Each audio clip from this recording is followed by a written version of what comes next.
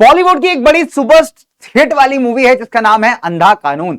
बहुत सारे डायलॉग्स हैं उसके, बहुत जबरदस्त डायलॉग्स हैं। हो सका आपने मूवी कभी ना देखी हो, लेकिन ये वाला डायलॉग जरूर सुना होगा दोस्तों कि तारीख पे तारीख, तारीख पे तारीख, माय लॉर्ड, यहां मिलती है तो सिर्फ तारीख, जो नहीं मिलता वो है इंसाफ। तो दोस्तों ये तारीख क्या है, इंसाफ क्या है, जज क्या है, सुप्रीम कोर्ट क्या है, यही हम पढ़ने वाले हैं हमारे आज के जबरदस्त वाले वीडियो में, कंप्लीट चैप्टर रिकैप में, जहां मैं करवाने वाला हूं आपको पूरी एक सिंगल यूनिट जुडिशरी को वन शॉट के अंदर। ठीक है, यानी एक ऐसा वीडियो जहां पे तुम्हें सिर्फ तारीख नहीं मिलेगी लेकिन मिलेगा बहुत ही जबरदस्त और रिच कंटेंट दोस्तों। तो स्वागत है आप सभी का वापस से आपके आईसीएसई वाला पे, और मैं हूं आपका दोस्त, आपका होस्ट, आपका मेंटोर, आपका गाइड, यानी कि कुणाल दिस साइड। आप मुझे प्यार से टी-रेक्स भी बुलाते हैं। ठीक है, तो जितने भी बच्चे नए हैं उन सभी का स्वागत है। हम लोग एक कंप्लीट चैप्टर रिकैप का सीरीज कर रहे हैं जहां पे हम लोग क्विक एंड क्रिस्प वीडियोस में करवा रहे हैं आपके सबसे इंपॉर्टेंट टॉपिक्स को रिवाइज। तो अगर आप प्लेटफॉर्म पे नए हो तो इस पूरी सीरीज को आप देख सकते हो। सभी जो आपके सब्जेक्ट्स हैं उसके अंदर ये सीरीज चल रही है, तो आपके लिए बहुत हेल्पफुल है अगर आप अपने बैकलॉग्स कंप्लीट कर रहे हो या फिर आप कुछ नया भी पढ़ रहे हो तो भी। राइट, अब बच्चों का एक मेन कंसर्न रहता है कि सर जो आप पढ़ाते हैं उसके नोट्स कहां पे मिलेंगे। तो बेटा नोट्स आपको मिलेंगे पीडब्ल्यू के ऐप के ऊपर, जिसका लिंक जो है वो आपको डिस्क्रिप्शन के अंदर मिल जाएगा। तो आप वहां से जाकर के पीडब्ल्यू ऐप को डाउनलोड कर सकते हैं, उस पर जाके नोट्स को आप डाउनलोड कर सकते हैं फ्री ऑफ कॉस्ट। साथ ही साथ पीडब्ल्यू ऐप के ऊपर हम बहुत सारे बच्चों को पढ़ाते हैं। यहाँ पे कई सारे हमारे जबरदस्त वाले बैचेस यहाँ पे बच्चे पढ़ाई कर रहे हैं। तो आप भी अगर एक वेल ऑर्गेनाइज पढ़ाई करना चाहते हो, आपको लगता है कि सर एक वेल ऑर्गेनाइज ब्रेक करके चैप्टर को मुझे पढ़ना है, तो उसके लिए बहुत सारे हमारे बैचेस हैं जिनको आप चेकआउट कर सकते हो। ठीक है, फिलहाल ये जो अपने नोट्स हैं बेटा कंप्लीटली फ्री ऑफ कॉस्ट है, तो इसको जाइए और पीडब्ल्यू ऐप से आप डाउनलोड कर दीजिए। तो दोस्तों इस अंधे कानून की कहानी को आगे लेके चलते हैं और बात करेंगे हमारे देश के जुडिशियल सिस्टम की, जिसको हेड करता है हमारे देश का जो सबसे टॉप लेवल का कोर्ट है, जिसे हम कहते हैं सुप्रीम कोर्ट। तो मजे की बात क्या है दोस्तों, सुप्रीम कोर्ट पड़ता है इनफैक्ट आपका दिल्ली में, ठीक है, या फिर आप कह लीजिए न्यू दिल्ली के अंदर। और इनफैक्ट इसके नाम से एक आपको जो है मेट्रो स्टेशन भी मिल जाता है। तो इस मेट्रो स्टेशन से आप एग्जिट करते हैं तो कुछ दूर के बाद आपको सुप्रीम कोर्ट बड़ा सा दिख जाएगा। बहुत ही सुंदर बना हुआ है, आसपास के सराउंडिंग्स बहुत खूबसूरत हैं, और साथ ही साथ एक अलग सा ऑरा, एक अलग सा वाइब आता है जब इसके सामने से आप गुजरते हो। ठीक है, क्योंकि यार जितने लोग यहाँ पे अपनी समस्याओं को सॉल्व करवाने आते हैं उतने ही लोग उनको सॉल्व करने वाले भी होते हैं, जिनको हम लॉयर, जजेस ये सब कहते हैं। ठीक है, तो आप अगर एक सुप्रीम कोर्ट के जज बनना चाहते हैं दोस्तों, तो कैसे, उसकी क्राइटेरिया क्या है और क्या क्या सुप्रीम कोर्ट के पावर्स हैं, फंक्शंस हैं, वो सारी बातें हम डिस्कस करेंगे हमारे इस वीडियो में। तो फटाफट से चालू करते हैं बच्चे अपने आज की क्लास को। आप भी पकड़ लो अपने घर का वो कोना जहां पे कोई आता जाता नहीं, मतलब नो डिस्ट्रैक्शन गाइस। ठीक है, चलिए तो चश्मे को थोड़ा सा उतार लेते हैं, बिकॉज कानून हो सकता है अंधा हो, लेकिन बेटा कहने की बात है ना कि अपने को जो है एकदम फुल फोकस करके पढ़ाई करनी है। और कानून का अंधा होना भी एक रेफरेशन फेज, मतलब एक ऐसा फ्रेज है जो ये बताता है कि कानून, जो लॉ एंड ऑर्डर, आपने कभी देखा होगा कि एक आंटी सी होती है, उनकी आंखों में पट्टी बंधी होती है और एक तराजू होता है, जिसका ऑनेस्टली सिग्निफिकेंस ये है कि भाई सभी जो है इक्वल है in the eyes of the law, मतलब किसी के लिए पार्शियलिटी नहीं है, सब कोई बराबर है, तभी वो तराजू और आंख में पट्टी आपको सिंबलाइज करने के लिए दी जाती है। ठीक है, तो ये आप याद रखिएगा। ठीक है, तो ऐसा नहीं है कि कानून कुछ देखता नहीं। ठीक है, चलो अब जल्दी से आ जाते हैं दोस्तों। अच्छा, मजे की बात क्या है कि भाई मैं जो है यहाँ पे रिसीवर ही लगाना भूल गया इसका, हमारे प्यारे प्यारे ये प्रेजेंटर का। ठीक है, ये बड़ा हेल्पफुल टूल है, बड़ा मदद करता है ना आगे आगे चीजों को बढ़ाने में। तो आज हम कुल मिलाकर के बच्चे 2 टॉपिक्स कवर करेंगे अपने पूरे। ठीक है, supreme court, high court and the subordinate courts. अगर आप ये देखो तो आपके आईसीएसई के अंदर ये पूरी यूनिट कहलाती है आपकी जुडिशरी वाली। ठीक है, तो आईसीएसई का सिविक्स का सिलेबस बहुत प्यारा है, तीनों ऑर्गन्स को समझाया गया है, यूनियन, एग्जीक्यूटिव और हमारा जो है क्या कहते हैं जो लेजिस्लेचर है उसको, और साथ ही साथ हमारा जुडिशरी को। तो हम लोग फिलहाल बात कर रहे हैं जुडिशरी की दोस्तों। राइट, चलिए तो बात करते हैं हमारे प्यारे प्यारे सुप्रीम कोर्ट की। जैसे मेरे पीछे आप एक बढ़िया से बिल्डिंग देख पा रहे होगे दोस्तों, कुछ लोग को मूव करते हुए आप देख पा रहे होगे। ठीक है, तो जब बात आती है दोस्तों सुप्रीम कोर्ट की, तो सुप्रीम कोर्ट किसका पार्ट है बेटा, हमारे देश के जुडिशरी का। यानी ये गवर्नमेंट का वो ऑर्गन है जिसका काम है डिस्प्यूट्स को, प्रॉब्लम्स को यहाँ पे सॉल्व करना। ठीक है, कोई मान लीजिए कोई लड़ाई झगड़ा हो गया, कोई गलत लॉ बन गया, कोई सरकार के, स्टेट की सरकार और सेंट्रल गवर्नमेंट में लड़ाई हो गई, या किसी इंसान के फंडामेंटल राइट्स को हार्म कर दिया गया, तो ऐसे केसेस में डिस्प्यूट्स को, प्रॉब्लम्स को सॉल्व करने की जिसकी जिम्मेदारी है वो है हमारे देश का जुडिशियल सिस्टम। हमारे देश में बेटा जो जुडिशरी है वो काफी कनेक्टेड है, आपस में इंटीग्रेटेड है। दैट इज व्हाई हमारे देश के जुडिशियल सिस्टम को एक इंटीग्रेटेड जुडिशरी कहा जाता है, जिसके टॉप पे बैठा हुआ है सुप्रीम कोर्ट, जो कि पूरे देश के अंदर सबसे पावरफुल पोजीशन पे आता है जुडिशरी के मामले में। राइट, मतलब जो कोर्ट है हमारा वो आप ये मान लीजिए the highest court of appeal है। ठीक है, इसके बाद स्टेट लेवल्स पे हमारे पास हाई कोर्ट्स आते हैं, और हमारे जो सबऑर्डिनेट कोर्ट्स या लोअर कोर्ट्स है वो आपको और छोटे लेवल डिस्ट्रिक्ट लेवल्स वगैरह पे देखने को मिलते हैं। लेकिन जो कोर्ट मतलब जितने भी कोर्ट्स की हमने बात की, चाहे सुप्रीम हो, चाहे हाई हो, चाहे लोअर कोर्ट्स हो, ये सब एक ही प्रकार का लॉ फॉलो करते हैं दोस्तों। आप नीचे से लेके ऊपर तक अपने बात को अपील कर सकते हैं। मान लीजिए लोअर कोर्ट्स में बात नहीं बनी तो आप हाई कोर्ट्स में जा सकते हो, हाई कोर्ट्स में बात नहीं बनी तो आप सुप्रीम कोर्ट भी अप्रोच कर सकते हो, ठीक है। तो इस वजह से अगर आप देखोगे तो पूरी जुडिशरी एक तरीके से कनेक्टेड है, इंटीग्रेटेड है। That is why we have an integrated and independent judiciary, ठीक है। चलिए, तो सुप्रीम कोर्ट, ये तो हमारा सिलेबस हो गया भाई, है ना, कि हमें क्या पढ़ना है सुप्रीम कोर्ट के अंदर। This is our syllabus, very very important दोस्तों, ठीक है। तो इसे एक बार ध्यान से देख लीजिए, राइट, बहुत जरूरी है, बिकॉज इसको ध्यान में रख के आप चलेंगे तो आपको बोर्ड्स में काफी समय बचेगा और इफेक्टिव पढ़ाई आप कर पाओगे। तो हमारे देश में एक सिंगल जुडिशरी सिस्टम है, ठीक है, और जुडिशरी सिस्टम का हेड कौन है दोस्तों? सुप्रीम कोर्ट, जो कि बाकी लोअर कोर्ट्स के फंक्शंस को सुपरवाइज करता है, देखता है। एक सिंगल सिविल और क्रिमिनल सिस्टम ऑफ लॉज है जो हम पूरे देश में फॉलो करते हैं। साथ ही साथ दोस्तों, by the way of appeal आप केसेस को हाई कोर्ट से आगे सुप्रीम कोर्ट तक लेके जा सकते हो, इवन लोअर कोर्ट से भी आप इसको ऊपर वाले कोर्ट्स में ला सकते हो। तो ये फायदा जो है हमारे जुडिशियल सिस्टम का है कि मान लीजिए आपके साथ कोई किसी पर्टिकुलर केस के अंदर इनजस्टिस हो जाता है, मतलब आपको फैसला जो है मंजूर नहीं है कोर्ट का, जिस कोर्ट ने फैसला सुना है, मान लीजिए कोई लोअर कोर्ट था, तो आप अपील कर सकते हैं दोस्तों हाई कोर्ट्स के अंदर। हाई कोर्ट से भी आपको अगर यहां पे रियल जस्टिस नहीं मिलता तो आप इवन सुप्रीम कोर्ट तक अपनी बात को लेके जा सकते हैं, ठीक है। तो इस तरीके से आप देखोगे कि by the way of appeal जो है सारे के सारे सिस्टम्स यहां पे कनेक्टेड है, ठीक है। चलो, इसके अलावा अगर आप देखोगे यहां पे जुडिशरी हमारी क्या है दोस्तों? इंडिपेंडेंट भी है, और जुडिशरी को इंडिपेंडेंट बनाना जरूरी है। आप सोच के देखिए, अगर मंत्री लोग यहां पे या कोई और ऑर्गन जो है वो अगर जुडिशरी के काम में दखलंदाजी करने लगे तो आप कभी जस्टिस एक्सपेक्ट ही नहीं कर सकते। मान लीजिए किसी मंत्री के अगेंस्ट केस चल रहा है, अब उस केस में अगर मान लो कि पार्लियामेंट इंटरफेयर करे डिसीजंस के अंदर, ठीक है, या लॉ मेकर्स हमारे इंटरफेयर करें, तो वहां पे क्या होगा? केस आपका पार्शियल हो जाएगा, है ना, इंसान को जस्टिस मिलने के चांसेस जीरो हो जाएंगे। दैट इज व्हाई हमारी जुडिशरी को एग्जीक्यूटिव एंड लेजिस्लेटिव ऑर्गन से क्या रखा गया है दोस्तों? इंडिपेंडेंट रखा गया है, ताकि वो लोगों को इंसाफ दिला सके, राइट। अब अगर आप देखोगे देश के अंदर इंडिपेंडेंट जुडिशरी की एक बहुत ही ज्यादा जरूरत थी, ठीक है, बिकॉज अगर आप देखोगे कि हमारे देश में जो है ना पावर डिवीजन किया जाता है, हमारा देश एक फेडरलिज्म के कंसेप्ट को फॉलो करता है कि जो पावर्स है हमारी वो डिवाइड कर दी गई है सेंट्रल और स्टेट्स के बीच में।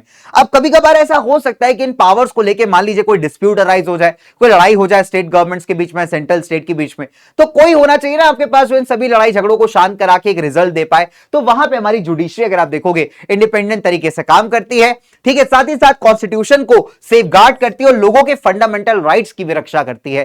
That is why independent powerful judiciary हमारे देश के लिए रिक्वायरमेंट है। एक क्वेश्चन आता है, that is why this is important, कि क्यों बेटा ये बताइए फटाफट से कि हमारे देश में इंडिपेंडेंट जुडिशरी होनी चाहिए, ठीक है। चलो नाउ, तो अगर हम बात करें लेवल्स ऑफ द कोर्ट की दोस्तों, तो हमारे पास 3 लेवल्स हैं। सबसे टॉप पे बैठा हमारा सुप्रीम कोर्ट, उसके नीचे अपना हाई कोर्ट, स्टेट लेवल के ऊपर लोअर कोर्ट्स उससे भी नीचे आ जाते हैं, ठीक है। चलिए, तो let's talk about supreme court का कंपोजिशन, कि सुप्रीम कोर्ट में बेसिकली कितने लोग होते हैं। अगर मैं टोटल जजेस की बात करूं सीजीआई को मिला करके, तो दोस्तों उनका नंबर करीब 34 है, ठीक है। अब 34 में अगर आप देखोगे 33 बाकी जजेस हैं प्लस एक आपका चीफ जस्टिस ऑफ इंडिया है, तो इनको मिला दिया जाए तो 34 हो जाते हैं, और सीजीआई को हटा दिया जाए तो 33 हो जाते हैं। बेसिकली एक अमेंडमेंट हुआ था इनके स्ट्रेंथ में, उसके बाद से करंट हमारी फाइनल स्ट्रेंथ है दोस्तों, ठीक है। टोटल आपसे कोई पूछेगा तो बताइएगा 34 होते हैं, 34 होते हैं, और इंडिविजुअली पूछे आपसे तो कहिएगा 33 जजेस एंड बाकी एक हमारा chief justice of India, right. चलिए, अब आपको एक सुप्रीम कोर्ट का जज बनना है, उसकी क्वालिफिकेशंस क्या होनी चाहिए? नंबर 1, भारतीय नागरिक होना मैंडेटरी है। आप किसी हाई कोर्ट के जज रह चुके हो लेट्स से 5 साल तक, है ना, या एक से ज्यादा हाई कोर्ट के लगातार आपको जजेस बनाया गया हो एटलीस्ट 5 इयर्स तक, तो आप एलिजिबल हो जाते हैं। या फिर आप मान लीजिए कोई लॉ ऑफिसर थे, आपने किसी लीगल फील्ड में बहुत तगड़ा परफॉर्मेंस किया है, आपका एक्सपर्टीज बहुत तगड़ा है, और ऐसा बात जो है प्रेसिडेंट को लगता है कि आप जो है लॉ फील्ड के अंदर बहुत ही धुरंधर तरीके के, बहुत ही जबरदस्त तरीके के इंसान हो, तो ऐसे केस में भी आपको कंसिडर किया जा सकता है। या फिर आपने एज एन एडवोकेट, मतलब एक एडवोकेट के तरीके प्रैक्टिस किया हो, कोर्ट के अंदर केस लड़ा हो लगभग 10 सालों तक, किस कौन से कोर्ट? हाई कोर्ट के अंदर, राइट। तो नॉर्मल देखिए लॉयर कोई भी बन सकता है, लॉ की पढ़ाई करके आप लॉयर बन सकते हो, लेकिन जब आप उस केस को रिप्रेजेंट करते हो कोर्ट के अंदर तब आप एडवोकेट बन जाते हो दोस्तों, है ना, या बैरिस्टर बन जाते हो कि आप केस लड़ना स्टार्ट कर दियो अभी, ठीक है। देखो लॉ की पढ़ाई करने से आप एडवोकेट नहीं बन जाओगे, आप सिर्फ बेसिक लॉयर बन सकते हो, या आपने लॉ का पढ़ाई किया, आपको कानून का पढ़ाई आता है, पर जब तक उसे प्रैक्टिस में आप नहीं लाते दोस्तों तब तक ये एडवोकेट या बैरिस्टर वाला टैग ऐड नहीं होता। तो एटलीस्ट आपने 10 साल तक हाई कोर्ट के अंदर प्रैक्टिस की हो, केसेस लड़े हो, तो भी आप यहां पे एलिजिबिलिटी क्राइटेरिया सेटिस्फाई कर पाते हो to become a supreme court जज, ठीक है। चलिए, अब अपॉइंटमेंट की बात करें तो दोस्तों आपने पढ़ा था राष्ट्रपति के पास एक पावर होती है, दैट इज इन सभी हाई प्रोफाइल लोगों को अपॉइंट करने की। तो अपने ऑफिस में जो अपॉइंटमेंट किया जाता है दोस्तों, हमारे सुप्रीम कोर्ट जजेस का हो या सीजेआई का हो, वो कौन करता है ऑफिशियली? वो देश के राष्ट्रपति करते हैं। ठीक है, किससे कंसल्ट करने के बाद? आफ्टर कंसल्टिंग अदर जजेस ऑफ सुप्रीम कोर्ट, या अगर कोई सीनियर मोस्ट हाई कोर्ट का है, या फिर हमारे काउंसिल ऑफ मिनिस्टर्स। ठीक है, चलिए, अब जो सीनियर मोस्ट जज होता है ना, सबसे सीनियर वाला जनरली, उसे चीफ जस्टिस ऑफ इंडिया यहां पे घोषित किया जाता है। बट सीजीआई अपॉइंट करने के लिए भी राष्ट्रपति, काउंसिल ऑफ मिनिस्टर्स, जो पीएम उनकी काउंसिल होती है, खासकर कैबिनेट मंत्री वगैरह, उनसे कंसल्टेशन करते हैं। ठीक है, उसका एक रीजन बता देता हूं बेटा। रीजन ये भी है कि देश के अंदर जुडिशरी जितना इंपॉर्टेंट ऑर्गन अगर कोई लीड करने आ रहा है, तो उसके बारे में देश के रिप्रेजेंटेटिव्स को भी पता होना चाहिए। बिकॉज जो नेता लोग, अगर आप देखोगे कैबिनेट है, वो देश की जनता को रिप्रेजेंट कर रही है। ठीक है, अगर उनके नॉलेज में ये नहीं हुआ कि जुडिशरी को लीड कौन करेगा, तो ये तो फिर भारत की जनता के साथ थोड़ा गलत हो गया ना, क्योंकि हमने अपने रिप्रेजेंटेटिव्स भेजे हैं वहां पे, जो हमारे बिहाफ पे हर चीज को चेक कर रहे हैं, काम कर रहे हैं, बिकॉज हम फिजिकली वहां पे नहीं हो सकते थे। दैट इज वाई अगर आप देखोगे जब अपॉइंटमेंट की बात आती है तो कैबिनेट मिनिस्टर्स का भी यहां पे राय लिया जाता है, सो दैट हमारे रिप्रेजेंटेटिव्स के थ्रू हमें जानकारी रहे कि इस पर्सन को हम लोग यहां पे अपॉइंट करने वाले हैं। Is it clear? चलिए, तो चीफ जस्टिस ऑफ इंडिया कौन बनता है? यूजुअली अगर आप देखोगे हमारे जो सीनियर मोस्ट जज होते हैं सुप्रीम कोर्ट के। ठीक है, चलिए, जैसे अगर आप देखोगे अभी जो हमारे गवाई जी हैं, वो एट द करेंट मोमेंट इस पद को संभाले हुए हैं, है ना। बीच में काफी कंट्रोवर्सी भी हुआ था, लेकिन उन्होंने बड़ा कामली सिचुएशंस को हैंडल किया, जिसके लिए उनकी तारीफ भी हुई। तो ऐसे अगर आप देखोगे तो जो सीनियर मोस्ट होते हैं उनको हम लोग सीजीआई जनरली बनाते हैं। ठीक है, चलिए, अब कुछ होते हैं हमारे टेम्परेरी जजेस, जिनको हम एडहॉक बेसिस पे जजेस को अपॉइंट करना कहते हैं। एडहॉक का मतलब होता है कि आपने टेम्परेरी तौर पे जो है किसी को यहां पे अपॉइंट कर लिया। ऐसा तब किया जाता है जब मान लीजिए कोर्ट के ऊपर वर्कलोड बहुत ज्यादा है, बहुत सारे केसेस पेंडिंग है। ठीक है, तो you need extra man power. तो कई बार क्या होता है, हाई कोर्ट के जजेस को आप एज अ टेम्परेरी जज of the supreme court appoint कर सकते हो। और ये कौन करेगा दोस्तों? जब चीफ जस्टिस को लगेगा कि नेसेसरी है ये चीज। ठीक है, अच्छा, अब अगर आप देखोगे तो चीफ जस्टिस अकेले अपने मन से ऐसा नहीं कर सकता, इसके लिए उसे अप्रूवल लेना पड़ेगा दोस्तों राष्ट्रपति का, और साथ ही साथ उस हाई कोर्ट के चीफ जस्टिस का जहां से जजेस को बुलाया जा रहा है। वेरी वेरी इंपॉर्टेंट, याद रखिएगा इस चीज को। इनफैक्ट जो चीफ जस्टिस होता है उसको और भी सीनियर जजेस से कंसल्ट करना पड़ता है सुप्रीम कोर्ट के यहां पे। तो मान लीजिए फॉर एग्जांपल सुप्रीम कोर्ट के पास बहुत वर्कलोड है, ज्यादा केसेस है, और मुझे लगता है कि सफिशिएंट नहीं पड़ रहे हमारे सुप्रीम कोर्ट के जजेस, तो हम हाई कोर्ट के कुछ अच्छे जजेस को यहां पे कुछ टाइम सुप्रीम कोर्ट जजेस के अंदर ला सकते हैं। लेकिन इसके लिए चीफ जस्टिस ऑफ इंडिया को कंसल्ट करना पड़ता है सीनियर जजेस से, सुप्रीम कोर्ट के प्रेसिडेंट से, साथ ही साथ जिस हाई कोर्ट के जजेस को आप लाना चाहते हो वहां के चीफ जस्टिस से भी। ठीक है, उसके बाद ही आप ये अपॉइंटमेंट्स कर सकते हैं। टर्म ऑफ ऑफिस की बात करें, अगर हम जनरली देखिए बच्चों, तो 65 साल तक जो है आप अपना ऑफिस रिज्यूम कर सकते हैं, मतलब 65 साल तक आप एज अ सुप्रीम कोर्ट जज काम कर सकते हैं, उसके बाद आप रिटायर हो जाओगे। इसके अलावा आप रेजिग्नेशन देकर के भी अपना पद छोड़ सकते हो, या इसके अलावा अगर आप देखोगे तो आपको इंपीचमेंट के थ्रू भी हटाया जा सकता है।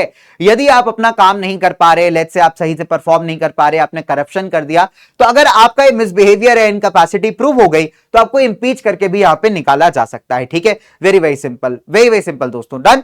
चलिए, तो अगर आप देखोगे 2/3 मेजोरिटी से अगर दोनों हाउसेज ऑफ द पार्लियामेंट आपके इंपीचमेंट को पास कर देते हैं, तो राष्ट्रपति आपको ऑफिशियली अपने पद से हटा सकता है। तो ये हमारे टर्म ऑफ ऑफिस की बातें हो गई बच्चों। अब थोड़ा सा आगे बढ़ते हैं कि सैलरी कहां से आती है ना। तो एक बड़ा इंटरेस्टिंग क्वेश्चन आता है कि सैलरी कितना लोगे, डिस्कस कर ले भाई। ठीक है, तो सवाल उठता है दोस्तों कि सुप्रीम कोर्ट के जजेस की सैलरी कहां से आती है। देखिए, जितनी भी सैलरीज या बेनिफिट्स इनको दिए जाते हैं, उसका खर्चा निकाला जाता है कंसोलिडेटेड फंड से। ठीक है, वेरी वेरी सिंपल। तो कंसोलिडेटेड फंड में जितना भी पैसा कमा रही है सरकार, जितने भी सोर्सेस से पैसा आ रहा है, वो सब जमा किया जा रहा है। ठीक है, और वहीं से अगर आप देखोगे जो सैलरीज एंड बेनिफिट्स है, उनको डिसाइड किया जाता है बाय द पार्लियामेंट की जजेस को कितना दिया जाएगा। एक और मजे की बात बताऊं, अनटिल अनलेस देश के अंदर इकोनॉमिक इमरजेंसी नहीं है, तब तक आप इन जो जजेस हैं इनकी सैलरीज को या इनके बेनिफिट्स को रिड्यूस नहीं कर सकते, कम नहीं कर सकते। जस्ट बिकॉज इन्होंने आपके हिसाब से फैसला नहीं सुनाया, आपके हिसाब से जो आप सुनना चाहते थे वो यहां पे जो है इन्होंने वर्डिक्ट नहीं दिया, तो इस बात का बदला लेने के आप इनके बेनिफिट्स एंड सैलरीज को कम नहीं कर सकते। ये उसी केस में कम होगी जिस दिन देश में फाइनेंशियल इमरजेंसी लग जाएगी। ठीक है, तभी ये कम हो सकती है, दवाई से कम नहीं होती। राइट, चलिए नाउ अब अगर मैं बात करूं कि हम लोग यहां पे जुडिशरी को इंडिपेंडेंट क्यों मानते हैं, क्यों जरूरी है हमारी इंडिपेंडेंट जुडिशरी, तो देखिए इसके पीछे कुछ कारण है। नंबर 1, सबसे पहली बात अगर आप देखोगे, जब जजेस का अपॉइंटमेंट होता है सुप्रीम कोर्ट के जजेस का, तो हम लोग कई लोगों से कंसल्ट करते हैं, हमारे पीएम, उनकी कैबिनेट, बाकी सीनियर जजेस of supreme court and high court. Right, अच्छा, जजेस को आप हटाने के लिए आपको क्या क्राइटेरिया चाहिए? जब वो प्रूवन मिसबिहेवियर है, इनकैपेसिटी करे, मतलब या तो करप्शन कर रहे हो या पावर का मिसयूज कर रहे हो, और आप इस बात को यहां पे प्रूव कर पाए, तभी आप जज के अगेंस्ट एक इंपीचमेंट यहां पे स्टार्ट कर सकते हैं। चार्जेस को अगर आप देखोगे पहले प्रेसिडेंट एड्रेस करेंगे दोनों हाउसेस के सामने, उसके बाद दोनों हाउसेस अगर 2/3 मेजॉरिटी से इसे पास कर देते हैं तभी इंपीचमेंट किया जा सकता है। इसके अलावा अगर आप देखोगे जज जब तक 65 साल का नहीं हो जाता तक तो अपने ऑफिस में रह सकता है अनटिल अनलेस इसे हटा ना दिया जाए इंपीचमेंट से, ठीक है। Otherwise normal till the age of 65 a person can be जज। सैलरीज एंड अलाउंसेस हमने पढ़ लिया बेटा कहां से आते हैं, कंसोलिडेटेड फंड से आते हैं। दैट मींस इनको आप रिड्यूस नहीं कर सकते जब तक यहां पे फाइनेंशियल इमरजेंसी ना लगी हो। जजेस अपने डिसीजंस को बेटा फ्रीली अनाउंस कर सकते हो और इनके डिसीजंस को ना तो आप मीडिया में क्रिटिसाइज करोगे और ना ही पार्लियामेंट के अंदर कि आपने ये डिसीजन दिया कैसे, ठीक है। सिंपल सॉलिड बात। इसके अलावा सुप्रीम कोर्ट यहां पे कोर्ट की बेइज्जती करने के लिए, जिसको आप कंटेंट ऑफ द कोर्ट कहते हैं, कि मान लीजिए सुप्रीम कोर्ट ने आपको कोई आदेश दिया, आप मानने से मना करते रहो, आप जज का इंसल्ट दे रहे हो, जज को गाली दे रहे हो, बेइज्जती कर रहे हो, तो कंटेंट ऑफ द कोर्ट के चक्कर में आपको अंदर भी किया जा सकता है। मतलब सुप्रीम कोर्ट के पास पावर है आपको पनिश करने की।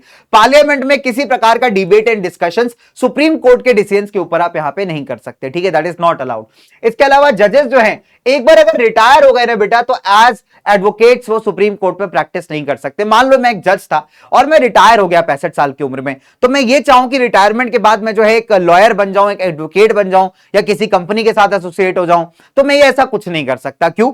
उसका रीजन है कि मैं ऑलरेडी जज था सुप्रीम कोर्ट का। That means I was powerful, मेरे कनेक्शंस रहे होंगे, और कल को अगर मैं रिटायर होने के बाद लीगल प्रैक्टिस स्टार्ट कर दूं तो मैं अपने कलीग्स के जरिए जो है अपने कनेक्शंस के थ्रू किसी भी डिसीजन को इन्फ्लुएंस कर सकता हूं, और वो यहां पे गलत हो जाएगा। सो दैट इज व्हाई जजेस को रिटायरमेंट के बाद पेंशन दी जाती है, एक सर्टेन अमाउंट दिया जाता है जिससे अपनी जिंदगी काट सके, फैसिलिटीज मिलती है इनको पोस्ट रिटायरमेंट, लेकिन उनको अलाउ नहीं किया जाता कि वो किसी तरीके का पर्सनल जॉब यहां पे कर पाए, ठीक है, या किसी कंपनी के लीगल एडवाइजर बन जाएं या फिर जो है किसी कोर्ट में जो है केस लड़ने लगे, तो ये सब अलाउड नहीं होता दोस्तों। द रीजन इज सिंपल कि वो अपने कनेक्शंस को यूज करके कहीं चीजों को बदल लाते हैं, तो इस बात का डर रहता है। दैट इज व्हाई इनको हम लोग ये चीज अलाउ नहीं करते, ठीक है। चलिए, तो ये कुछ चीजें हैं जो जुडिशरी को इंडिपेंडेंट भी बनाती हैं दोस्तों, और साथ ही साथ यहां पे पावरफुल भी बनाती है, ठीक है। सो क्वेश्चन अगर आता है तो आप इन पॉइंटर्स को लिखकर आओगे। नाउ लेट्स टॉक फर्दर बच्चे, हम बात करते हैं ज्यूरिसडिक्शन एंड पावर्स की, ठीक है, कि क्या क्या ज्यूरिसडिक्शन और पावर्स होते हैं सुप्रीम कोर्ट के। ज्यूरिसडिक्शन का मतलब होता है बेटा एक दायरा, एक लीगल अथॉरिटी जिसके अंदर आप रूल्स एंड रेगुलेशंस बना सकते हो, ठीक है। तो हर ऑर्गन का, हर इंस्टीट्यूशन का एक अपना ज्यूरिसडिक्शन है। जैसे मान लीजिए सुप्रीम कोर्ट हो गया हमारा, या मान लीजिए कि स्टेट गवर्नमेंट के सीएम की बात कर लेते हैं, तो सीएम साहब जैसे हमारे योगी जी हैं, अब योगी जी जो बेटा यूपी के रिगार्डिंग लॉज एंड कानून वगैरह बनाने में अपना योगदान दे सकते हैं, लेकिन अगर मैं कहूं क्या एमपी में उनकी चलेगी, राजस्थान में चलेगी, the answer is no. Why? Because उनकी पावर्स, उनका जो ज्यूरिसडिक्शन, जो लीगल अथॉरिटी है, वो सिर्फ अपने स्टेट तक ही सीमित है। वैसे अगर आप देखोगे तो सुप्रीम कोर्ट के भी कुछ पावर्स होते हैं, ठीक है, कुछ ज्यूरिसडिक्शन होता है दोस्तों, कुछ लीगल एरिया होता है जिस दायरे के अंदर रह करके वो अपना काम कर सकती है। चलिए, तो let's talk about them. Number 1 is the original jurisdiction, ठीक है। सबसे पहले आता है बेटा हमारे सुप्रीम कोर्ट का ओरिजिनल ज्यूरिसडिक्शन। तो दोस्तों ओरिजिनल का मतलब होता है बेसिकली वो केसेस जो डायरेक्टली सुप्रीम कोर्ट से ही स्टार्ट होते हैं, ठीक है, वो आ जाते हैं इसके ओरिजिनल ज्यूरिसडिक्शन के अंदर, ठीक है। तो हमने क्या देखा कि जो केसेस डायरेक्टली ओरिजिनेट करते हैं सुप्रीम कोर्ट में वो बन जाते हैं इसके ओरिजिनल ज्यूरिसडिक्शन के अंदर आने वाले केस। ये कौन से केसेस है? जब कोई डिस्प्यूट हो जाए, मान लीजिए भारत की सरकार और किसी स्टेट गवर्नमेंट के बीच में, ठीक है, मतलब गवर्नमेंट ऑफ इंडिया वर्सेस एक स्टेट गवर्नमेंट, या हो सकता है एक से ज्यादा स्टेट गवर्नमेंट्स, तो ऐसे केसेस को डायरेक्ट आप सुप्रीम कोर्ट में ला सकते हो। मान लीजिए दो या दो से ज्यादा स्टेट्स के बीच में लड़ाई हो गई, झगड़ा हो गया, डिस्प्यूट हो गया, डायरेक्ट सुप्रीम कोर्ट आप आ सकते हैं, ठीक है। कोई भी इंडिविजुअल का मान लीजिए फंडामेंटल राइट्स यहां पे हार्म होता है, तो फंडामेंटल राइट्स की रक्षा के लिए आप डायरेक्ट सुप्रीम कोर्ट जहां पे जा सकते हो। अब ये राइट्स किसी ने भी हार्म क्यों, चाहे सरकार ने, चाहे एक इंडिविजुअल पर्सन ने, आप डायरेक्टली कोर्ट को अप्रोच कर सकते हैं। इसके बाद अगर मान लीजिए कोई भी ऐसा केस है जो सुप्रीम कोर्ट में चल रहा है और जहां पे कॉन्स्टिट्यूशनल लॉ की बात आ गई, मतलब संविधान से जुड़े हुए किसी कानून की बात आ गई, तो उसको इंटरप्रेट कौन कर सकता है? यहां पे हमारे देश का सुप्रीम कोर्ट। तो हो सकता है कि हाई कोर्ट से जो केस है सुप्रीम कोर्ट क्या करे बेटा, यहां पे अपने पास ट्रांसफर कर ले, ठीक है। तो ऐसे केसेस इसके ओरिजिनल ज्यूरिसडिक्शन का पार्ट है कि मान लीजिए हाई कोर्ट में कोई केस चल रहा था जहां पे एक ऐसा question of law and order है जो पब्लिक इंपॉर्टेंस का है, कॉन्स्टिट्यूशन से जुड़ा हुआ है, तो ऐसे केसेस को सुप्रीम कोर्ट अपने पास ला सकता है, ठीक है। जितने भी केस में इंटरप्रिटेशन की बात आती है, कॉन्स्टिट्यूशन को इंटरप्रेट करने के बाद, देखिए कॉन्स्टिट्यूशन में कोई क्लॉज ऐसा हो सकता है जिसके दो अर्थ हो, जिसको हम कहते हैं एम्बिग्यूटी होना, ठीक है, कि कोई लॉ लिखा हुआ है, कोई रूल लिखा हुआ है, बट उसके अर्थ दो निकल रहे हैं। तो ऐसे में राइट विजडम किसके पास है, सबसे बढ़िया नॉलेज किसके पास है सही अर्थ बताने की, that is the supreme court. तो जिसको हम कहते हैं इंटरप्रिटेशन ऑफ द कॉन्स्टिट्यूशन, की संविधान में जो लिखा हुआ है उसका सही मतलब कौन समझाएगा, तो सुप्रीम कोर्ट उसका सही मतलब समझा सकता है दोस्तों, ठीक है। तो दैट इज वाई जहां पे इंटरप्रिटेशन ऑफ द कॉन्स्टिट्यूशन की बात है, ऐसे सभी केसेस को आप डायरेक्टली सुप्रीम कोर्ट में ला सकते हैं, ठीक है। चलो, अगर आप देखोगे, अगर हम डिफाइन करें ओरिजिनल ज्यूरिसडिक्शन को, तो बेसिकली इसका मतलब है सम अप करके वो केसेस जिनको आप किसी और कोर्ट में लेकर के नहीं जाते, ठीक है। तो ये वो केसेस हैं जो डायरेक्टली सुप्रीम कोर्ट से ही स्टार्ट होते हैं और इसको आप किसी और कोर्ट में लेके नहीं जाते, ये कहलाता है the original jurisdiction of the supreme court, ठीक है। Is that clear? चलिए, अब अगली जो इंपॉर्टेंट बात आती है बेटा वो है अपीलेट ज्यूरिसडिक्शन। तो अपीलेट का मतलब होता है बेटा यहां पे अपील करना। अब कई बार क्या होता है कि मान लीजिए जो आपके लोअर कोर्ट्स थे, निचले कोर्ट्स थे, हाई कोर्ट है उससे नीचे वाला कोर्ट है, वहां पे आपको हो सकता है जस्टिस नहीं मिला, या फिर हो सकता है कि वो जो कोर्ट्स थे अपनी पावर के बियॉन्ड जाकर के फैसला ले रहे थे। तो ऐसे केसेस में आप जो है ना अपील लगा सकते हो सुप्रीम कोर्ट को, और ऐसे अपील्ड केसेस को हियर करके जो डिसीजन देने का पावर है सुप्रीम कोर्ट का, उसी को हम कहते हैं the appellate jurisdiction. It refers to the power of a court to review the decisions and change the result या outcome of the lower courts. तो अपीलेट ज्यूरिसडिक्शन दोस्तों यहां पे तीन प्रकार का हो सकता है, कॉन्स्टिट्यूशनल केसेस में, सिविल यानी आर्म केसेस में, और तीसरा क्रिमिनल केसेस के अंदर, ठीक है। अब दोस्तों कॉन्स्टिट्यूशनल केसेस में जितने भी ऐसे मैटर्स हैं हाई कोर्ट के अंदर जहां पे कॉन्स्टिट्यूशन को समझाने की बात की जा रही है, इंटरप्रेट करने की बात की जा रही है बेटा, वो सारे के सारे सुप्रीम कोर्ट के सामने लाए जा सकते हैं, ठीक है। तो नंबर 1 कॉन्स्टिट्यूशनल याद रख लीजिए, कॉन्स्टिट्यूशनल से ही याद रख लीजिए कि जहां पे कॉन्स्टिट्यूशन को समझने की, इंटरप्रेट करने की बात की गई है, ऐसे केसेस को आप डायरेक्टली सुप्रीम कोर्ट में अपील कर सकते हैं। तो ये आ जाएगा अपील अंडर कॉन्स्टिट्यूशनल केसेस। अब सिविल केसेस का मतलब जो आम हमारे जो केसेस होते हैं प्रॉपर्टी को लेकर के, शादी ब्याह को लेकर के, और भी ऐसे आम सिविल मामले होते हैं ना जिसमें क्राइम नहीं किया गया बट कोई लड़ाई झगड़ा डिस्प्यूट चल रहा है, ठीक है। तो ऐसे सिविल केसेस दोस्तों जहां पे हाई कोर्ट ये सर्टिफाई कर दे कि केस के अंदर एक इंपॉर्टेंट क्वेश्चन है जहां पे जनरल इंपॉर्टेंस की बात की जा रही है, लॉ के जनरल इंपॉर्टेंस, मतलब कहने का आसान भाषा में यह है कि मान लीजिए हाई कोर्ट में केस चल रहा था, उस केस के अंदर कोई मामला ऐसा आ जाता है, कोई लॉ इंटरप्रिटेशन ऐसा आ जाता है जो कि आम जनता को इंपैक्ट कर सकता है, मतलब उस केस के अंदर कोई एक ऐसा कानून आ रहा है, बीच में कोई ऐसा लॉ आ रहा है जिससे आम जनता इंपैक्ट होगी, तो ऐसे केसेस को हाई कोर्ट सर्टिफाई करके आगे भेज सकता है सुप्रीम कोर्ट के अंदर दोस्तों, है ना। अब केस यहां पे आप देखोगे सुप्रीम कोर्ट डिसाइड करेगा। अगर हाई कोर्ट यहां पे सर्टिफिकेट नहीं भी देता तो भी सुप्रीम कोर्ट आपको एक स्पेशल फैसिलिटी देता है अपील करने की, इसको हम कहते हैं दोस्तों स्पेशल लीव पिटीशन, ठीक है। तो मान लेते हैं फॉर एग्जांपल हाई कोर्ट ने सर्टिफिकेट नहीं दिया, आपको सर्टिफाई नहीं किया कि आप ऊपर लेके इसको जाइए, तो आप जो है ना एक स्पेशल लीव पिटीशन डाल सकते हैं, और उस पिटीशन के थ्रू आप क्या कर सकते हो दोस्तों, अपने केस को अपील कर सकते हो सुप्रीम कोर्ट में जाकर के, ठीक है। तो ये एक फैसिलिटी आपको यहां पे मिल जाती है। अच्छा, अब अगर मैं बात करूं क्रिमिनल केसेस की, तो दो तरीके का अपील होता है क्रिमिनल केसेस के अंदर जो आप सुप्रीम कोर्ट में कर सकते हो, ठीक है। पहला with the certificate from the high court, दूसरा है विदाउट द सर्टिफिकेट, ठीक है। चलिए, अब देखोगे सर्टिफिकेट ऑफ हाई कोर्ट दो केसेस में रिक्वायर्ड नहीं होता। नंबर 1, जहां पे हाई कोर्ट ने क्या किया है, लोअर कोर्ट के दिए गए जजमेंट को रिवाइज कर दिया, ठीक है। तो लेट्स से कि लोअर कोर्ट ने यहां पे किसी को एक्विट किया था, मतलब छोड़ दिया था, ठीक है, और हाई कोर्ट ने उस डिसीजन को रिवाइज करके इंसान को डेथ पनिशमेंट दे दिया। अब ऐसे केसेस को आपको डायरेक्टली आप ले जा सकते हो सुप्रीम कोर्ट के अंदर, ठीक है। तो मान लेते हैं किसी इंसान के ऊपर जो है इल्जाम लगा था किसी को मर्डर करने का, तो लोअर कोर्ट ने जो था सबूतों के अभाव में, सबूतों के जो एविडेंसेस थे उनके लाख में जो है उसको लेट्स से क्विट कर दिया, मतलब बाइज्जत बरी कर दिया, छोड़ दिया। बट जो है वो केस आ गया हाई कोर्ट के अंदर, और हाई कोर्ट ने क्या किया, छोटे कोर्ट के डिसीजन को रिवर्स करके जो है उस इंसान को फांसी की सजा सुना दी। अब ऐसे केस में आप जो है उस केस को लेकर के सुप्रीम कोर्ट जा सकते हो, हाई कोर्ट का सर्टिफिकेट आपको नहीं चाहिए होगा। हाई कोर्ट क्या कर रहा है, लोअर कोर्ट से केस को विड्रॉ कर रहा है और यहां पे डेथ सेंटेंस सुना दे रहा है। ऐसे केसेस में भी जो है आप डायरेक्टली सुप्रीम कोर्ट अप्रोच कर सकते हो कि मान लीजिए हाई कोर्ट ने क्या किया कि नीचे वाले कोर्ट से केस विड्रॉ करके अपने पास ले लिया और इंसान को मौत की सजा सुना दी, तो मौत की सजा सुनाते ही भाई जो है आप यहां पे सीधा लेकर के ऊपर जा सकते हो सुप्रीम कोर्ट में।